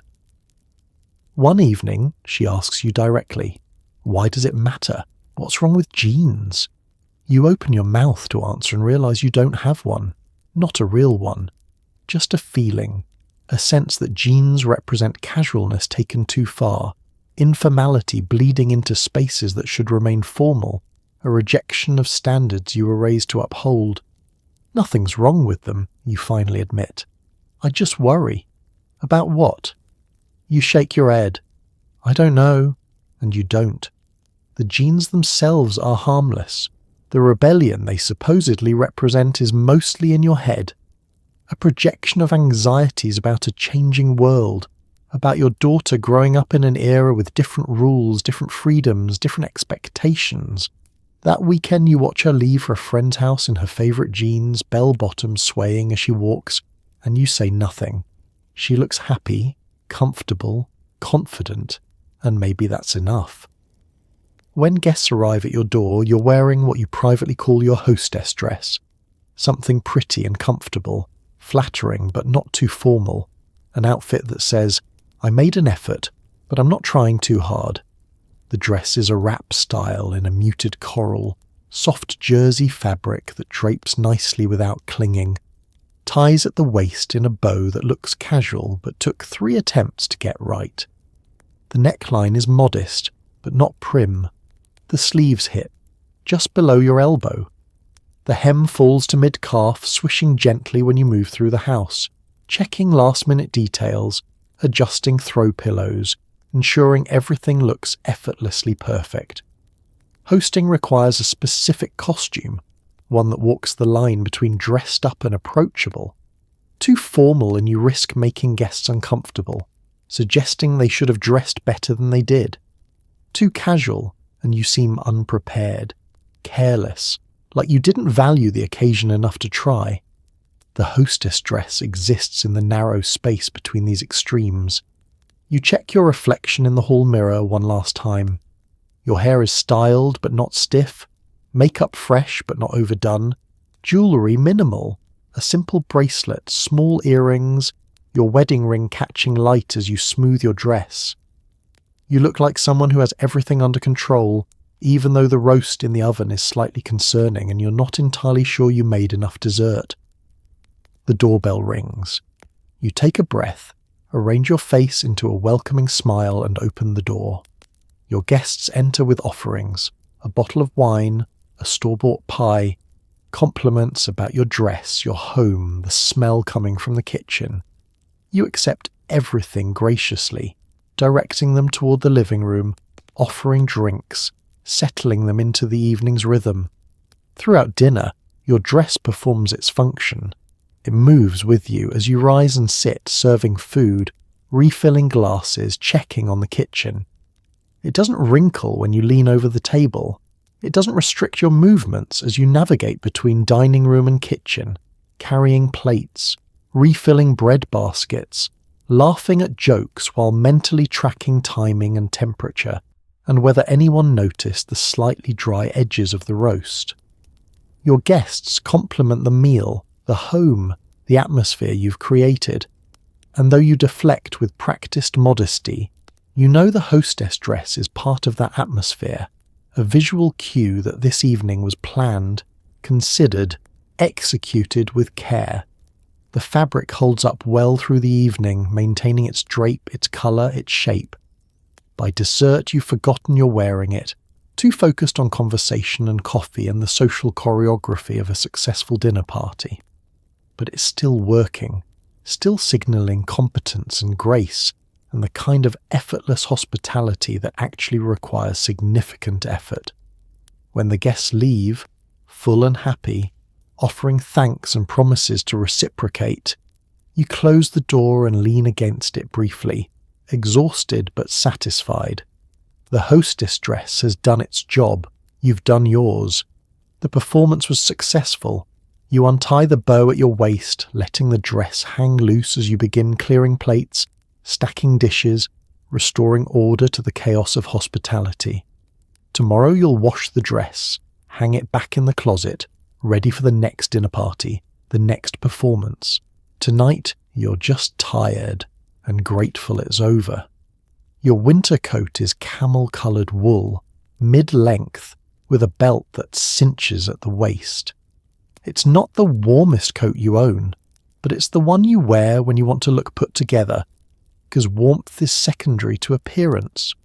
The coat hangs by the front door on a wooden hanger, never crumpled on a hook, never tossed over a chair. It's an investment piece, purchased 3 years ago after saving carefully, chosen for its classic lines and neutral colour, qualities your mother taught you to value. A good coat lasts, she'd said, steering you away from trendier options toward this timeless silhouette. You slip into it on a Thursday morning in late November, the first truly cold day of the season. The wool is heavy across your shoulders, substantial, the lining cool against your arms until your body heat warms it. You fasten the buttons, large tortoiseshell ones that require careful threading through their holes, then cinch the belt, creating a defined waist even beneath layers of clothing. The coat transforms you. Over your house dress and cardigan, it creates a silhouette of sophistication, of someone who has their life in order. You check the mirror by the door. The coat's hem hits just below your knee, the perfect length, long enough to be elegant, short enough to be practical. The camel colour flatters your complexion, warming your face in the grey winter light. You own another coat, a puffy quilted parka in navy blue stuffed with down, genuinely warm, genuinely practical. That coat lives in the hall closet, brought out for sledding with the children, for shoveling the driveway, for times when function matters more than form. But you'd never wear it to the doctor's office, to lunch with friends, to anywhere someone might see you and form an impression. Because coats, like everything else, speak. They announce class, taste, priorities. A camel wool coat says you understand quality, that you invest in classics rather than chasing trends, that you care about presentation even in winter, when half the world seems to give up and hibernate in shapeless parkas. The truly wealthy women in your town wear mink, plush and luxurious, coats that cost more than your car. You see them occasionally at the better restaurants, at holiday concerts, fur collars framing their faces like status symbols.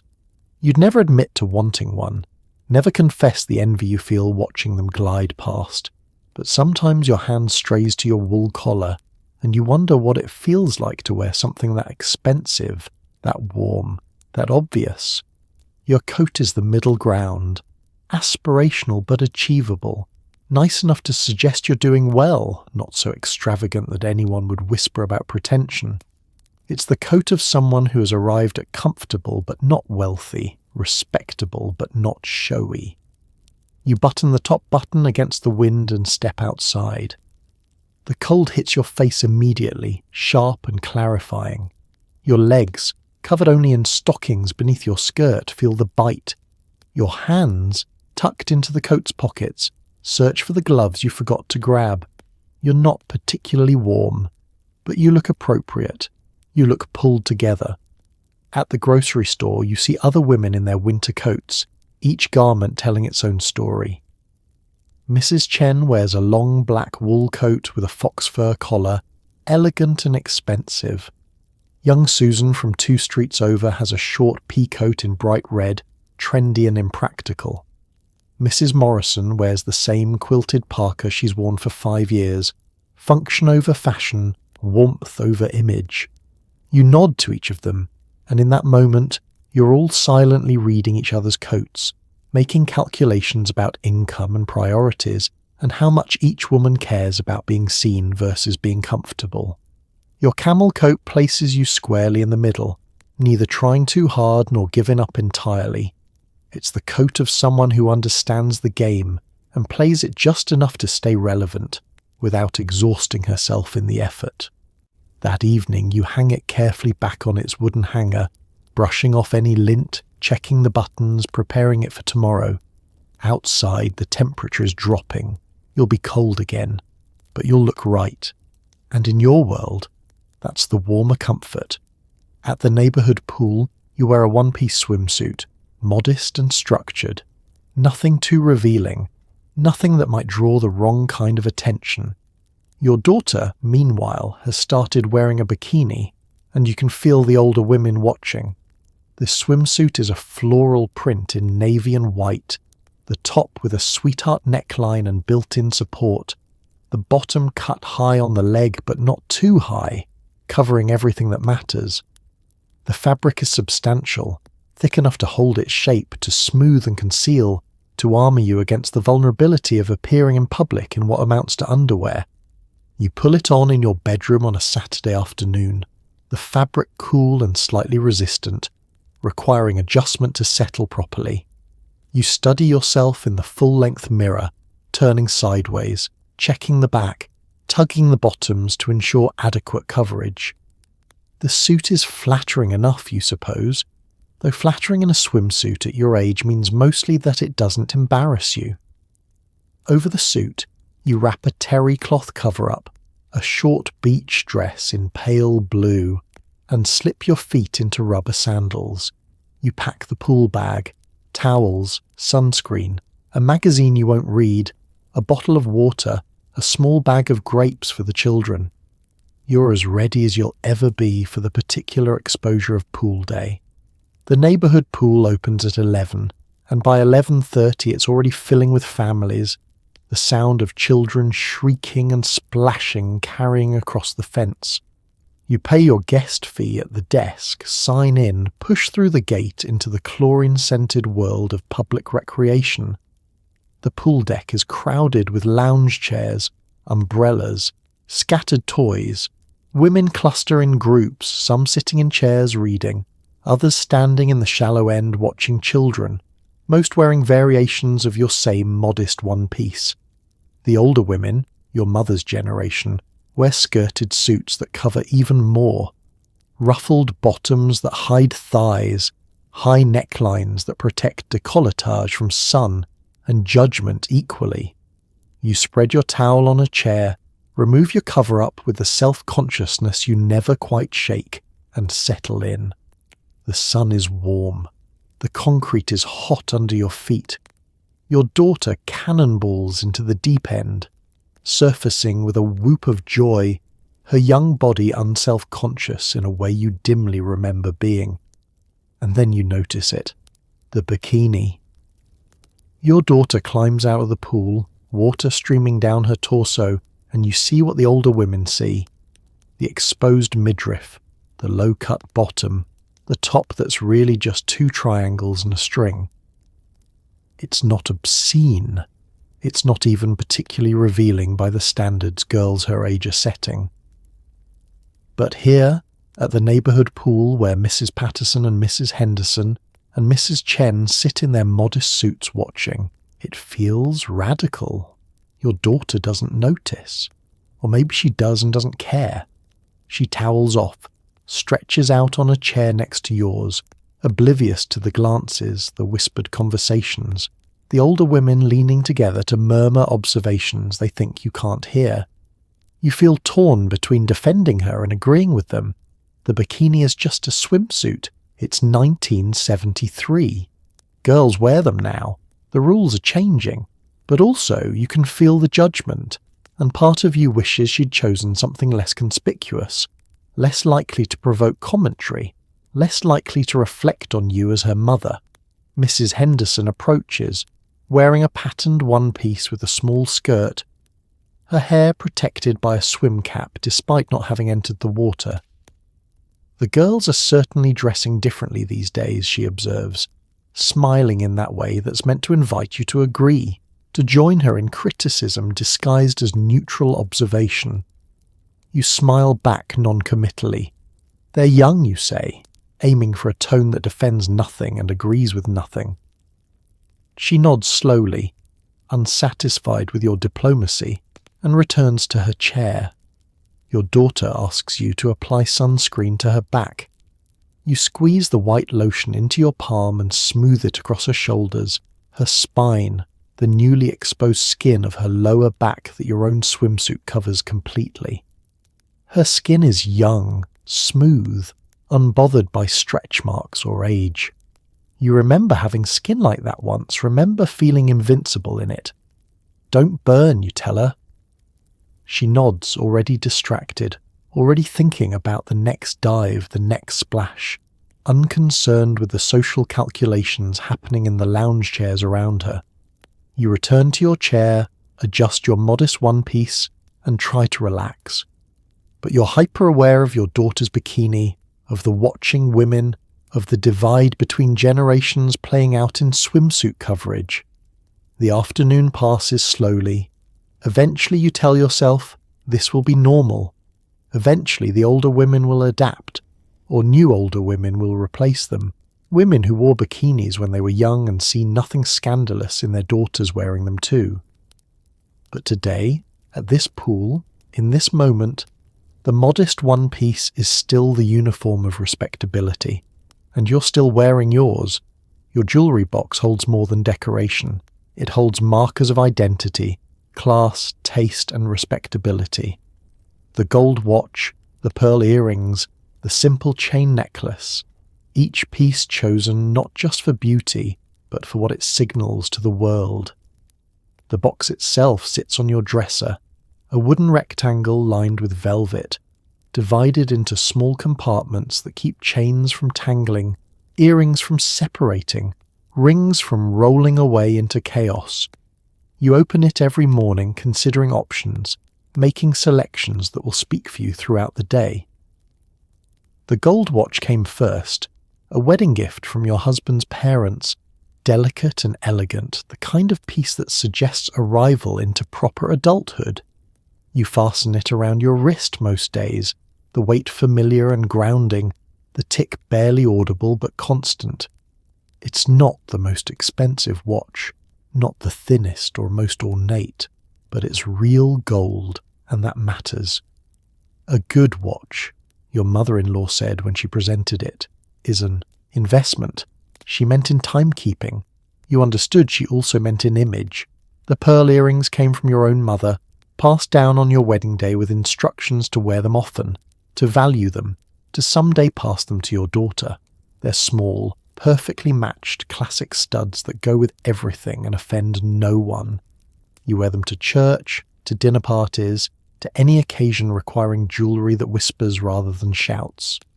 Pearls, in your world, signify tradition, femininity, good breeding. Women who wear pearls are women who understand certain things without being told. Your everyday necklace is a simple gold chain, thin and delicate, usually paired with a small pendant, an initial or a tiny gemstone, nothing dramatic. You rarely leave the house without it. A bare neck feels incomplete, unfinished, like forgetting lipstick or leaving your hair uncombed. The necklace completes you, fills in the space between your collar and your face with something civilized and intentional. In the bottom compartment rest pieces you rarely wear.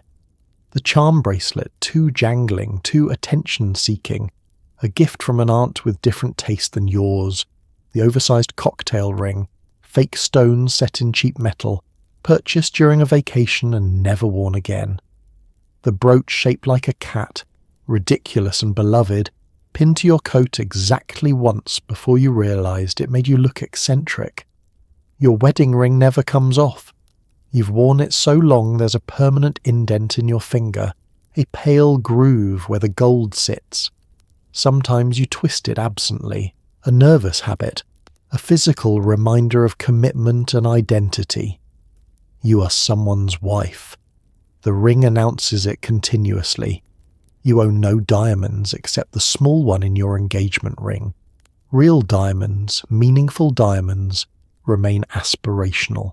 Something for women whose husbands earn more, whose homes are larger, whose jewellery boxes contain velvet-lined trays instead of wooden compartments. You tell yourself you don't mind. Diamonds are showy anyway, ostentatious. Your simple gold and pearls are more tasteful, but sometimes, at dinner parties, you notice other women's hands, the way light catches their larger stones, the way they gesture differently when wearing significant jewellery, and you feel the quiet ache of wanting more while knowing. Wanting is unseemly, ungrateful, a failure of contentment. Your daughter shows no interest in your jewellery box. She wears mood rings and friendship bracelets and long pendants on leather cords, rejecting your pearls and gold in favour of costume pieces and handmade crafts. You worry she doesn't understand the language you're trying to teach her, the grammar of respectability written in small gold letters.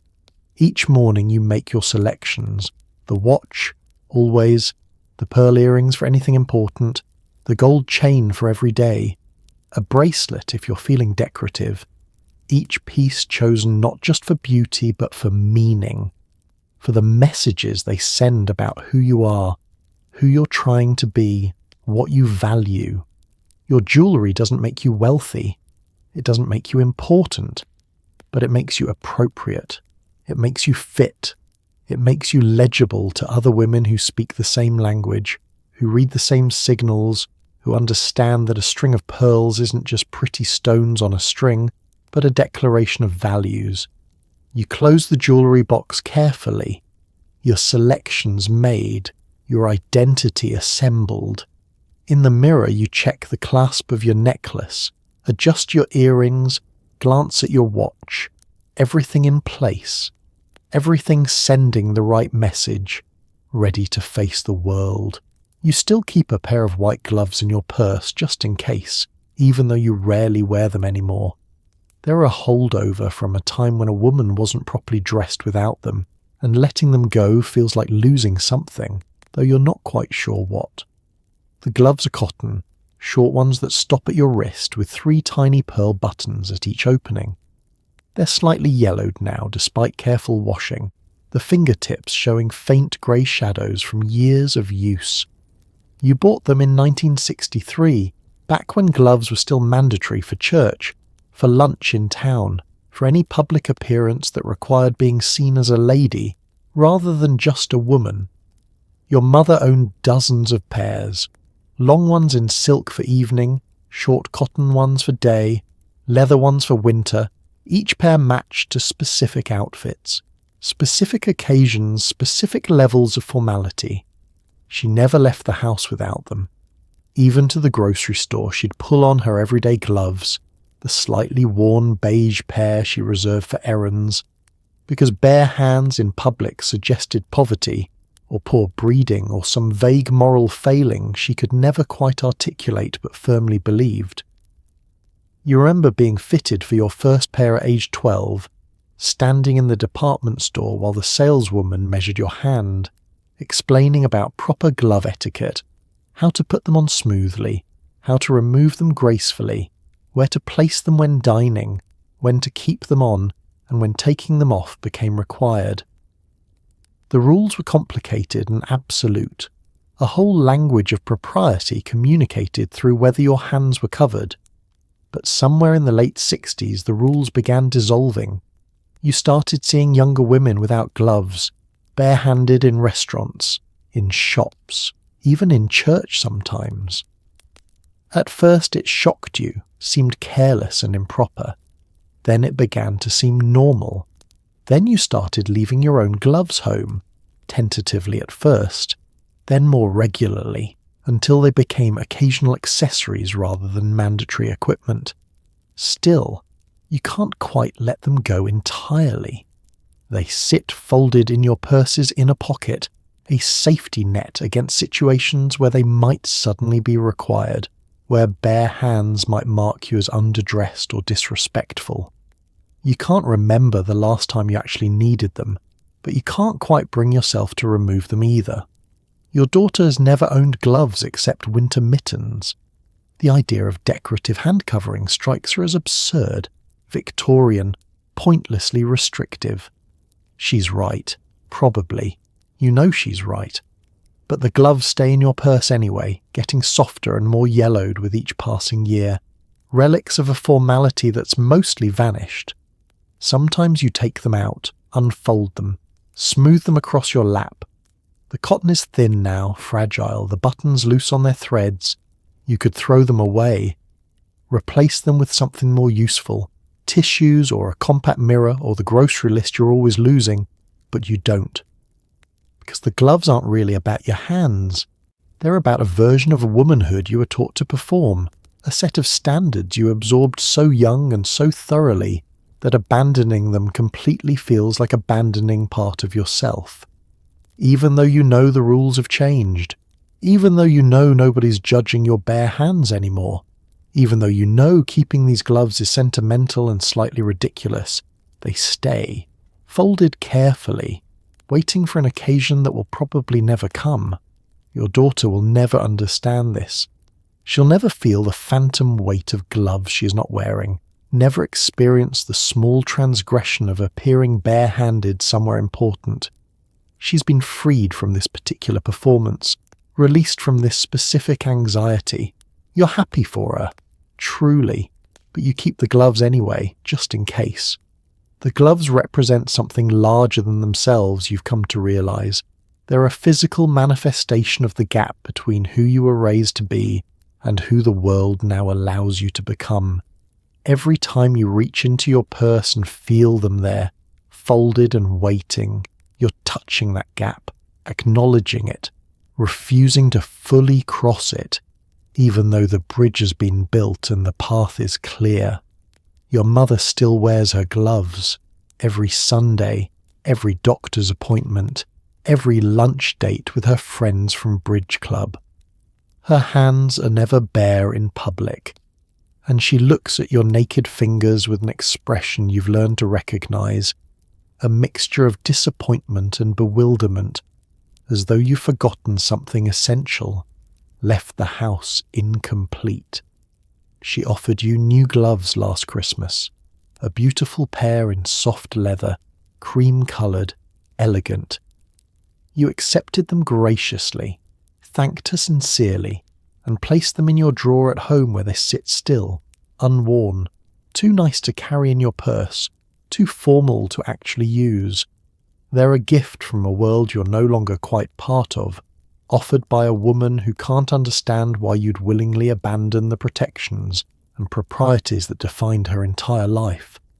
Sometimes, in moments of nostalgia or uncertainty, you consider wearing them again. You imagine pulling them on before church, buttoning them, carefully feeling their familiar weight on your hands. You imagine the small nod of approval your mother would give, the way her face would soften seeing you properly gloved again. You imagine feeling, for just a moment, like you're doing things right, following rules that made sense once, honouring traditions that shaped you. But then you imagine everyone else at church, all the other women your age with their bare hands, and you know you'd look ridiculous, outdated, desperately clinging to a formality the world has moved past. You'd be performing for an audience that no longer exists, speaking a language nobody understands anymore except a handful of elderly women who themselves are fading, their gloved hands and formal hats becoming rarer with each passing Sunday. So the gloves stay in your purse, a compromise, a comfort, a small rebellion against full acceptance of change, and a small acceptance that change has already happened whether you fully embraced it or not. They weigh almost nothing, those gloves, but they carry everything.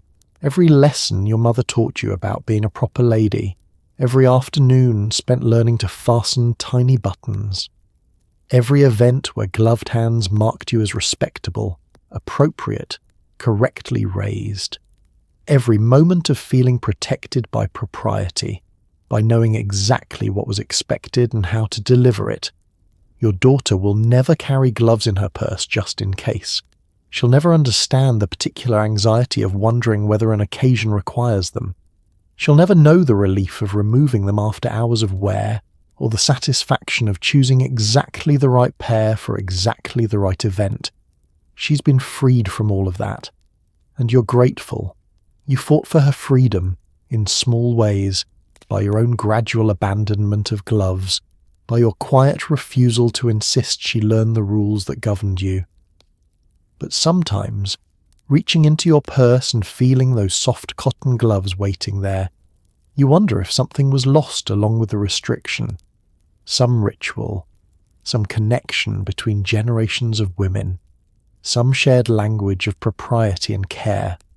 Or maybe you're just sentimental about constraints, nostalgic for rules that gave life clear structure even as they limited movement. Either way, the gloves remain, yellowing, softening, waiting patiently for a world that isn't coming back, carried by a woman who can't quite let them go. Your apron hangs on a hook by the kitchen door, cheerful gingham, slightly worn at the edges. You tie it on before cooking dinner, not just to protect your dress, but because it feels like the uniform of your role. The apron is red and white checks, the fabric soft from hundreds of washings, the ties long enough to wrap around your waist twice before knotting in front.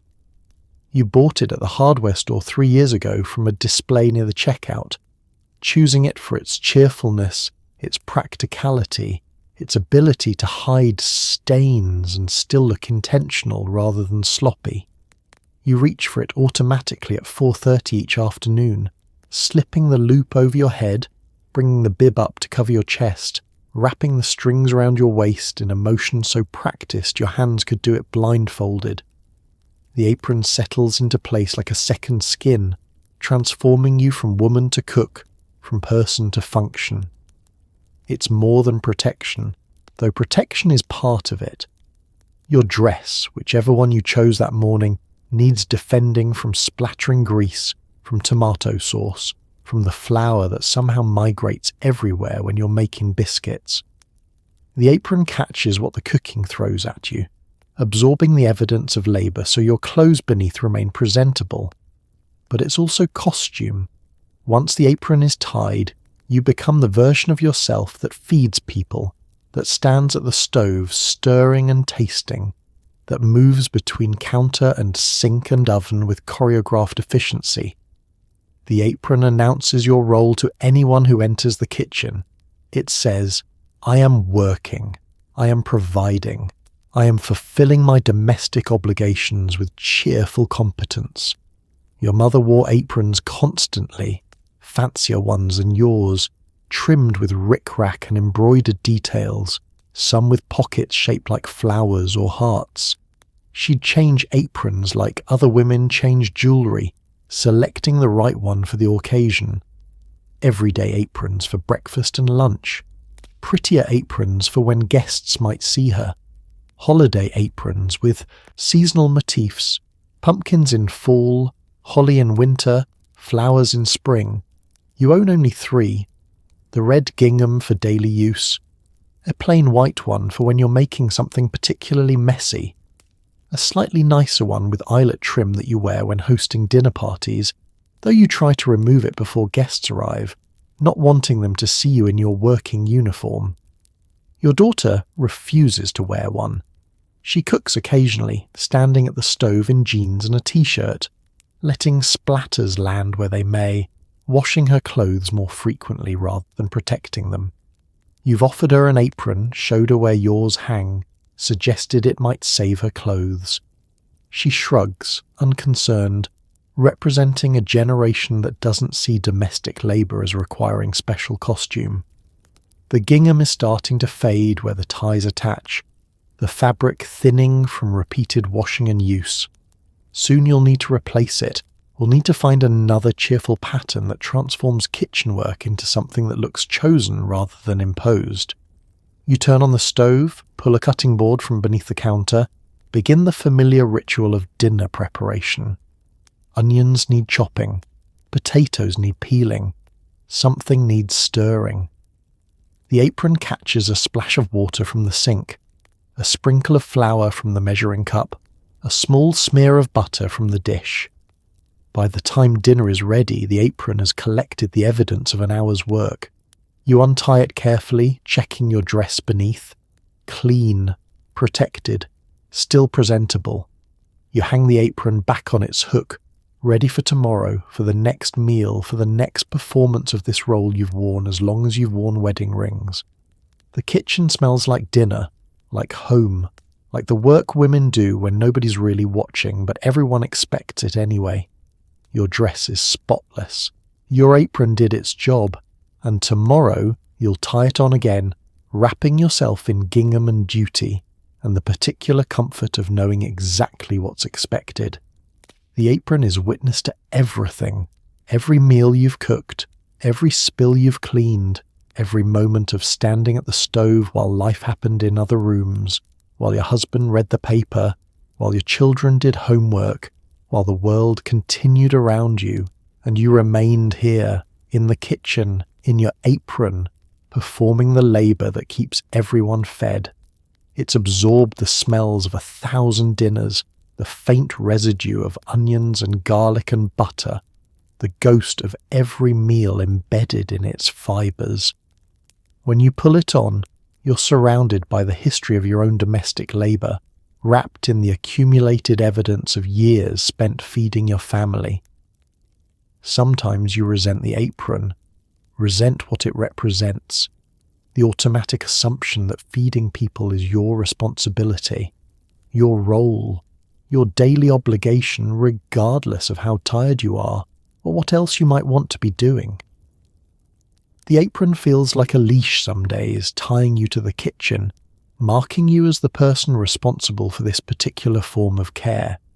But sometimes, increasingly, you find comfort in it. The apron is familiar, predictable. It knows what it's for and doesn't apologize.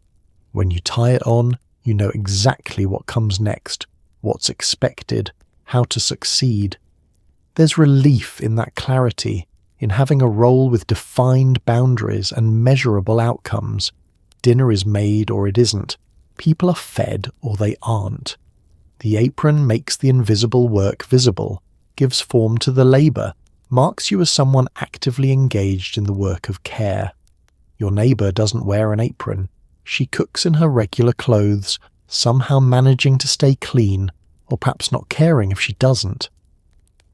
You've watched her through the kitchen window sometimes, moving efficiently through dinner preparation, unburdened by the ritual of costume change, simply cooking because cooking needs doing. You've thought about abandoning your apron, cooking without it, risking stains, joining the modern women who don't see domestic labour as requiring special uniform.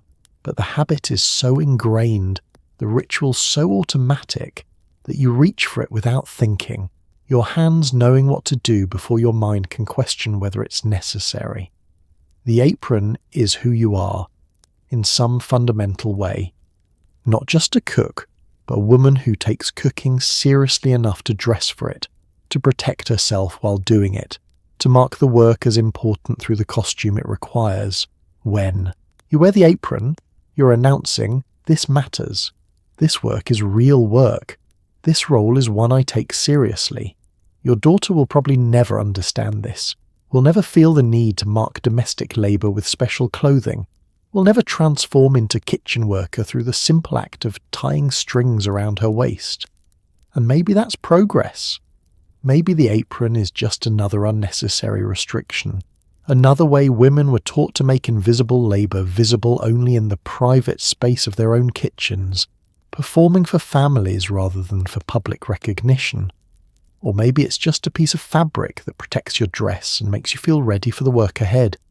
Either way, it hangs on its hook by the door, waiting for you, ready to transform you into the woman who feeds her family, who stands at the stove, who wears her role on the outside so everyone can see exactly what she's doing and why. Tomorrow at 4:30 you'll reach for it again, and it will be there, soft and familiar, smelling faintly of all the dinners that came before, ready to catch all the dinners still to come.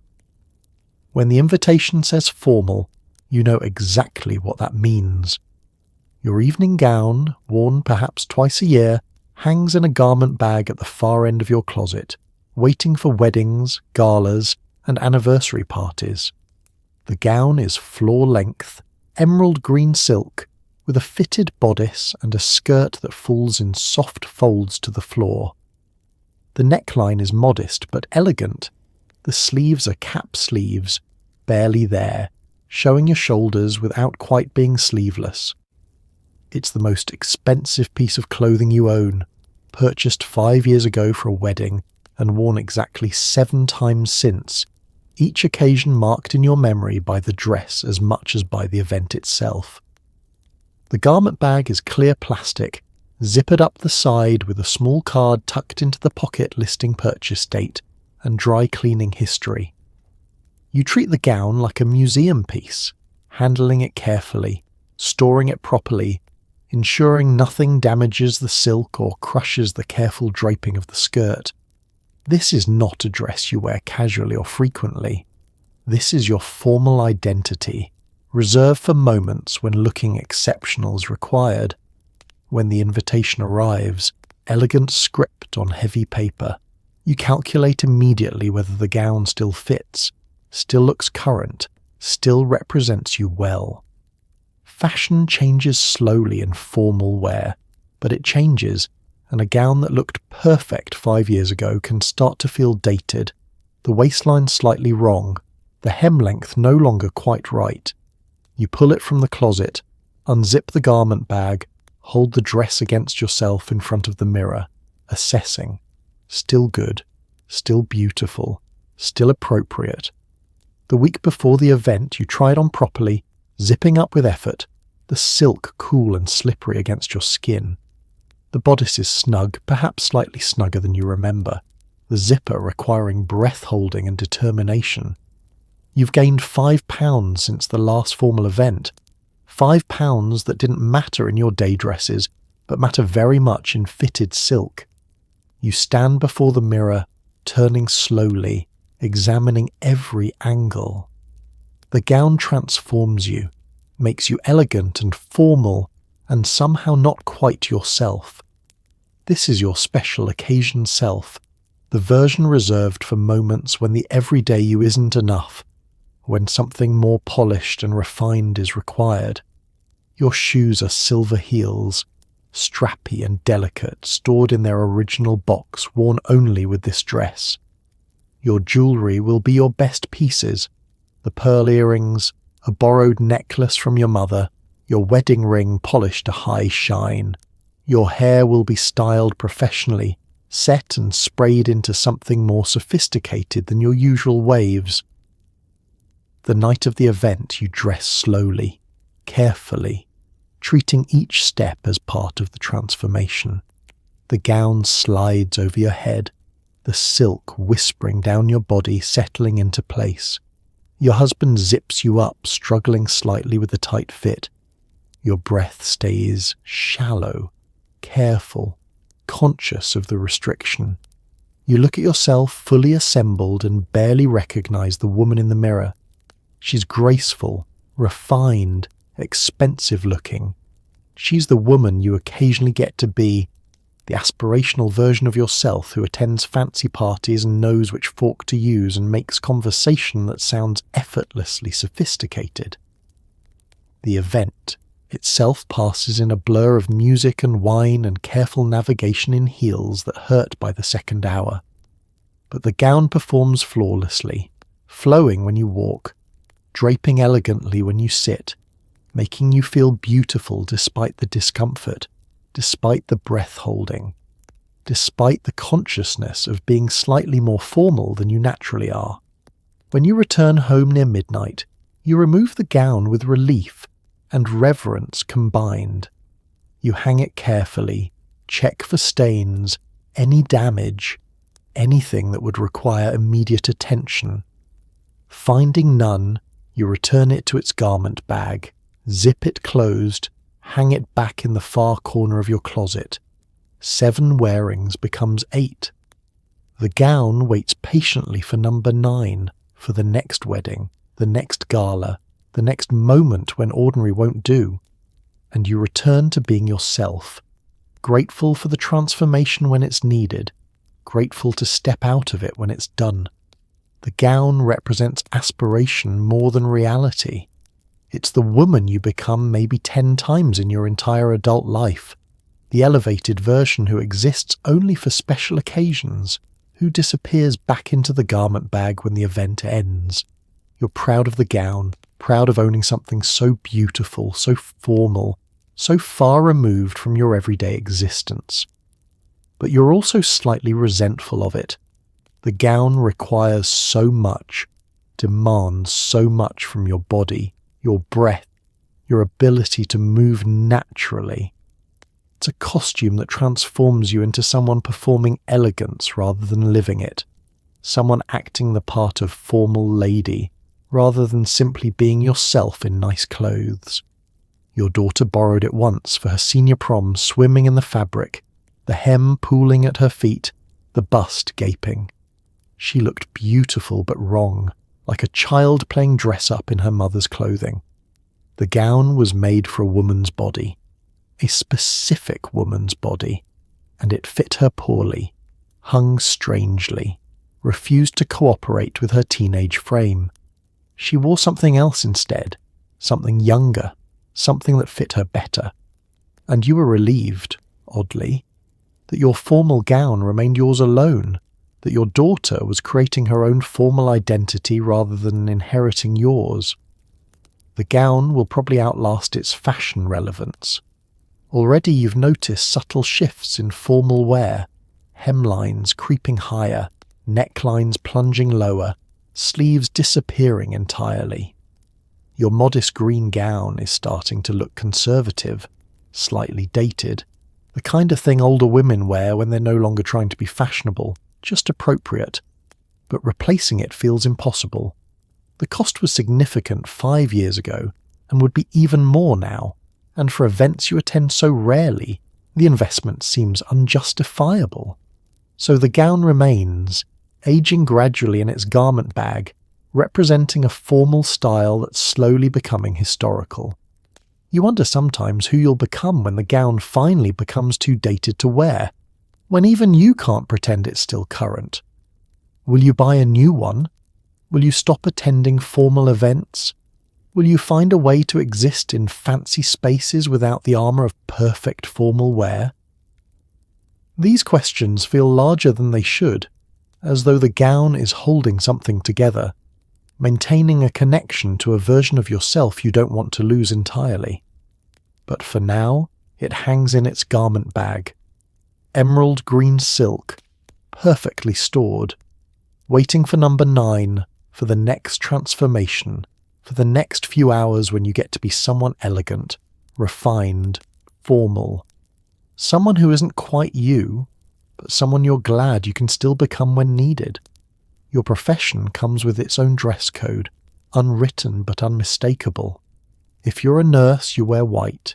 If you're a teacher, you wear modest dresses and low heels. If you're a secretary, you wear skirts, never pants, and keep a cardigan draped over your chair.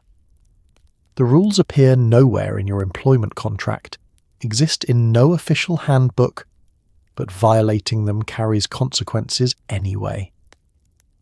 You learn this your first day, watching other women, noting patterns, understanding without being told what your profession requires you to look like.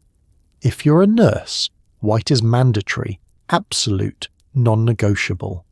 White dress, white stockings, white shoes, white cap pinned precisely to your hair. The uniform erases individuality, makes all nurses interchangeable, visually announces medical authority and cleanliness and professional detachment. You own 4 identical white dresses, rotating them through the week, bleaching them religiously to maintain that crisp, sterile appearance.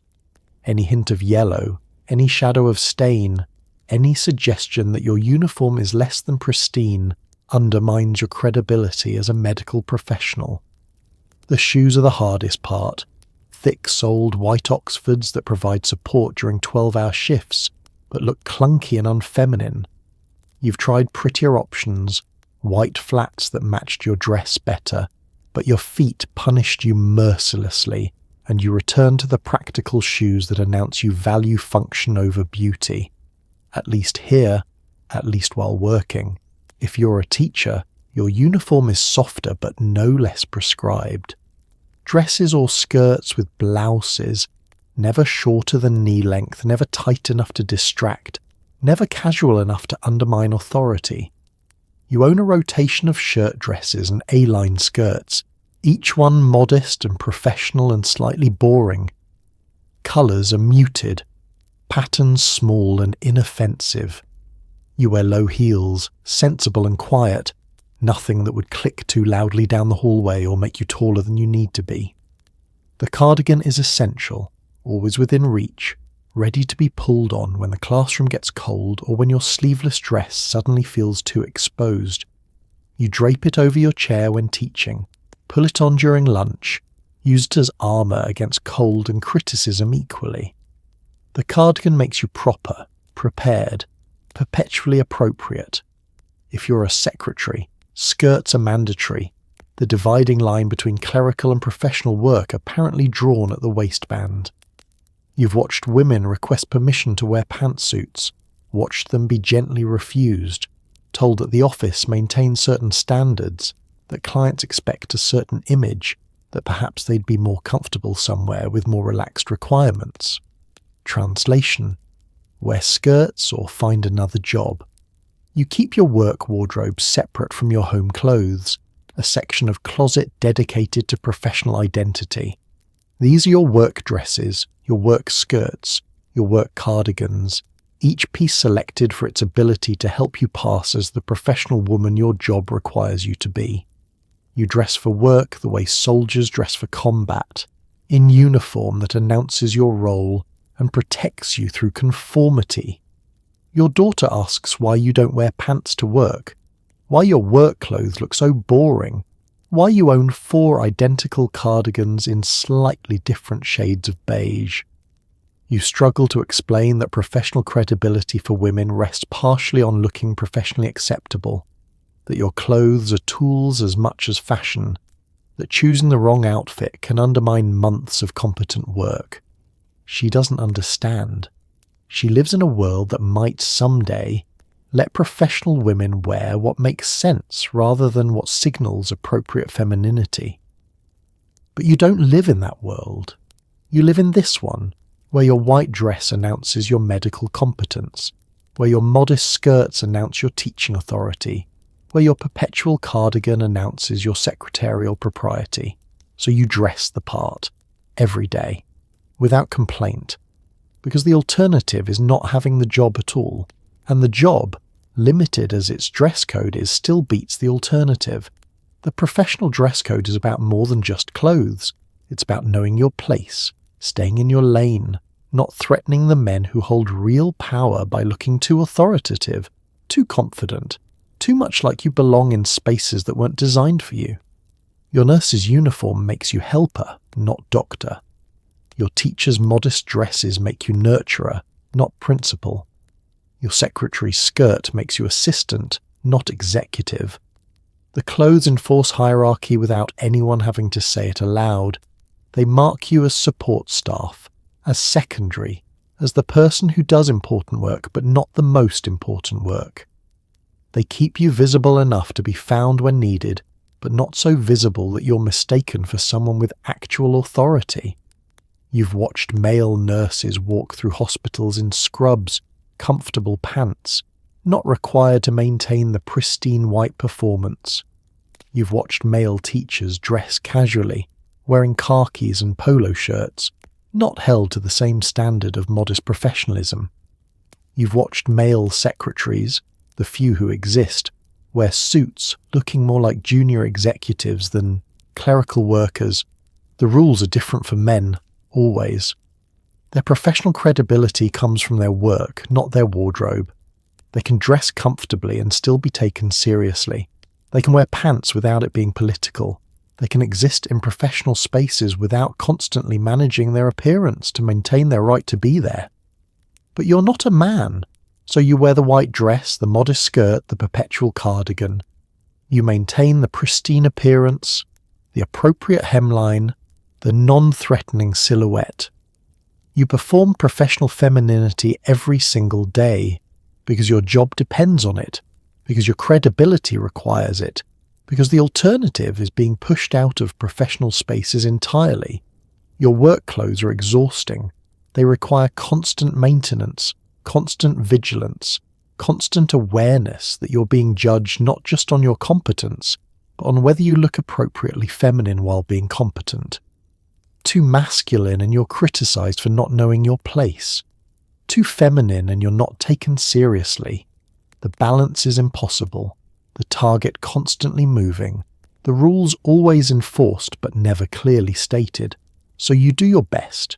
You wear the uniform, whatever it is for your particular profession. You maintain the appearance, you play the part, and you hope that someday your daughter won't have to, that she'll work in places where clothes are just clothes, where professionalism is about competence rather than hemlines, where she can simply get dressed and go to work without it being a daily performance of acceptable femininity. But that day isn't here yet, so you hang up your work dresses, your work skirts, your work cardigans, and tomorrow morning you'll put on the uniform again, whatever it is, and go perform your profession in the costume it requires. Because that's what it takes, that's what it's always taken, and until it changes you'll keep doing it.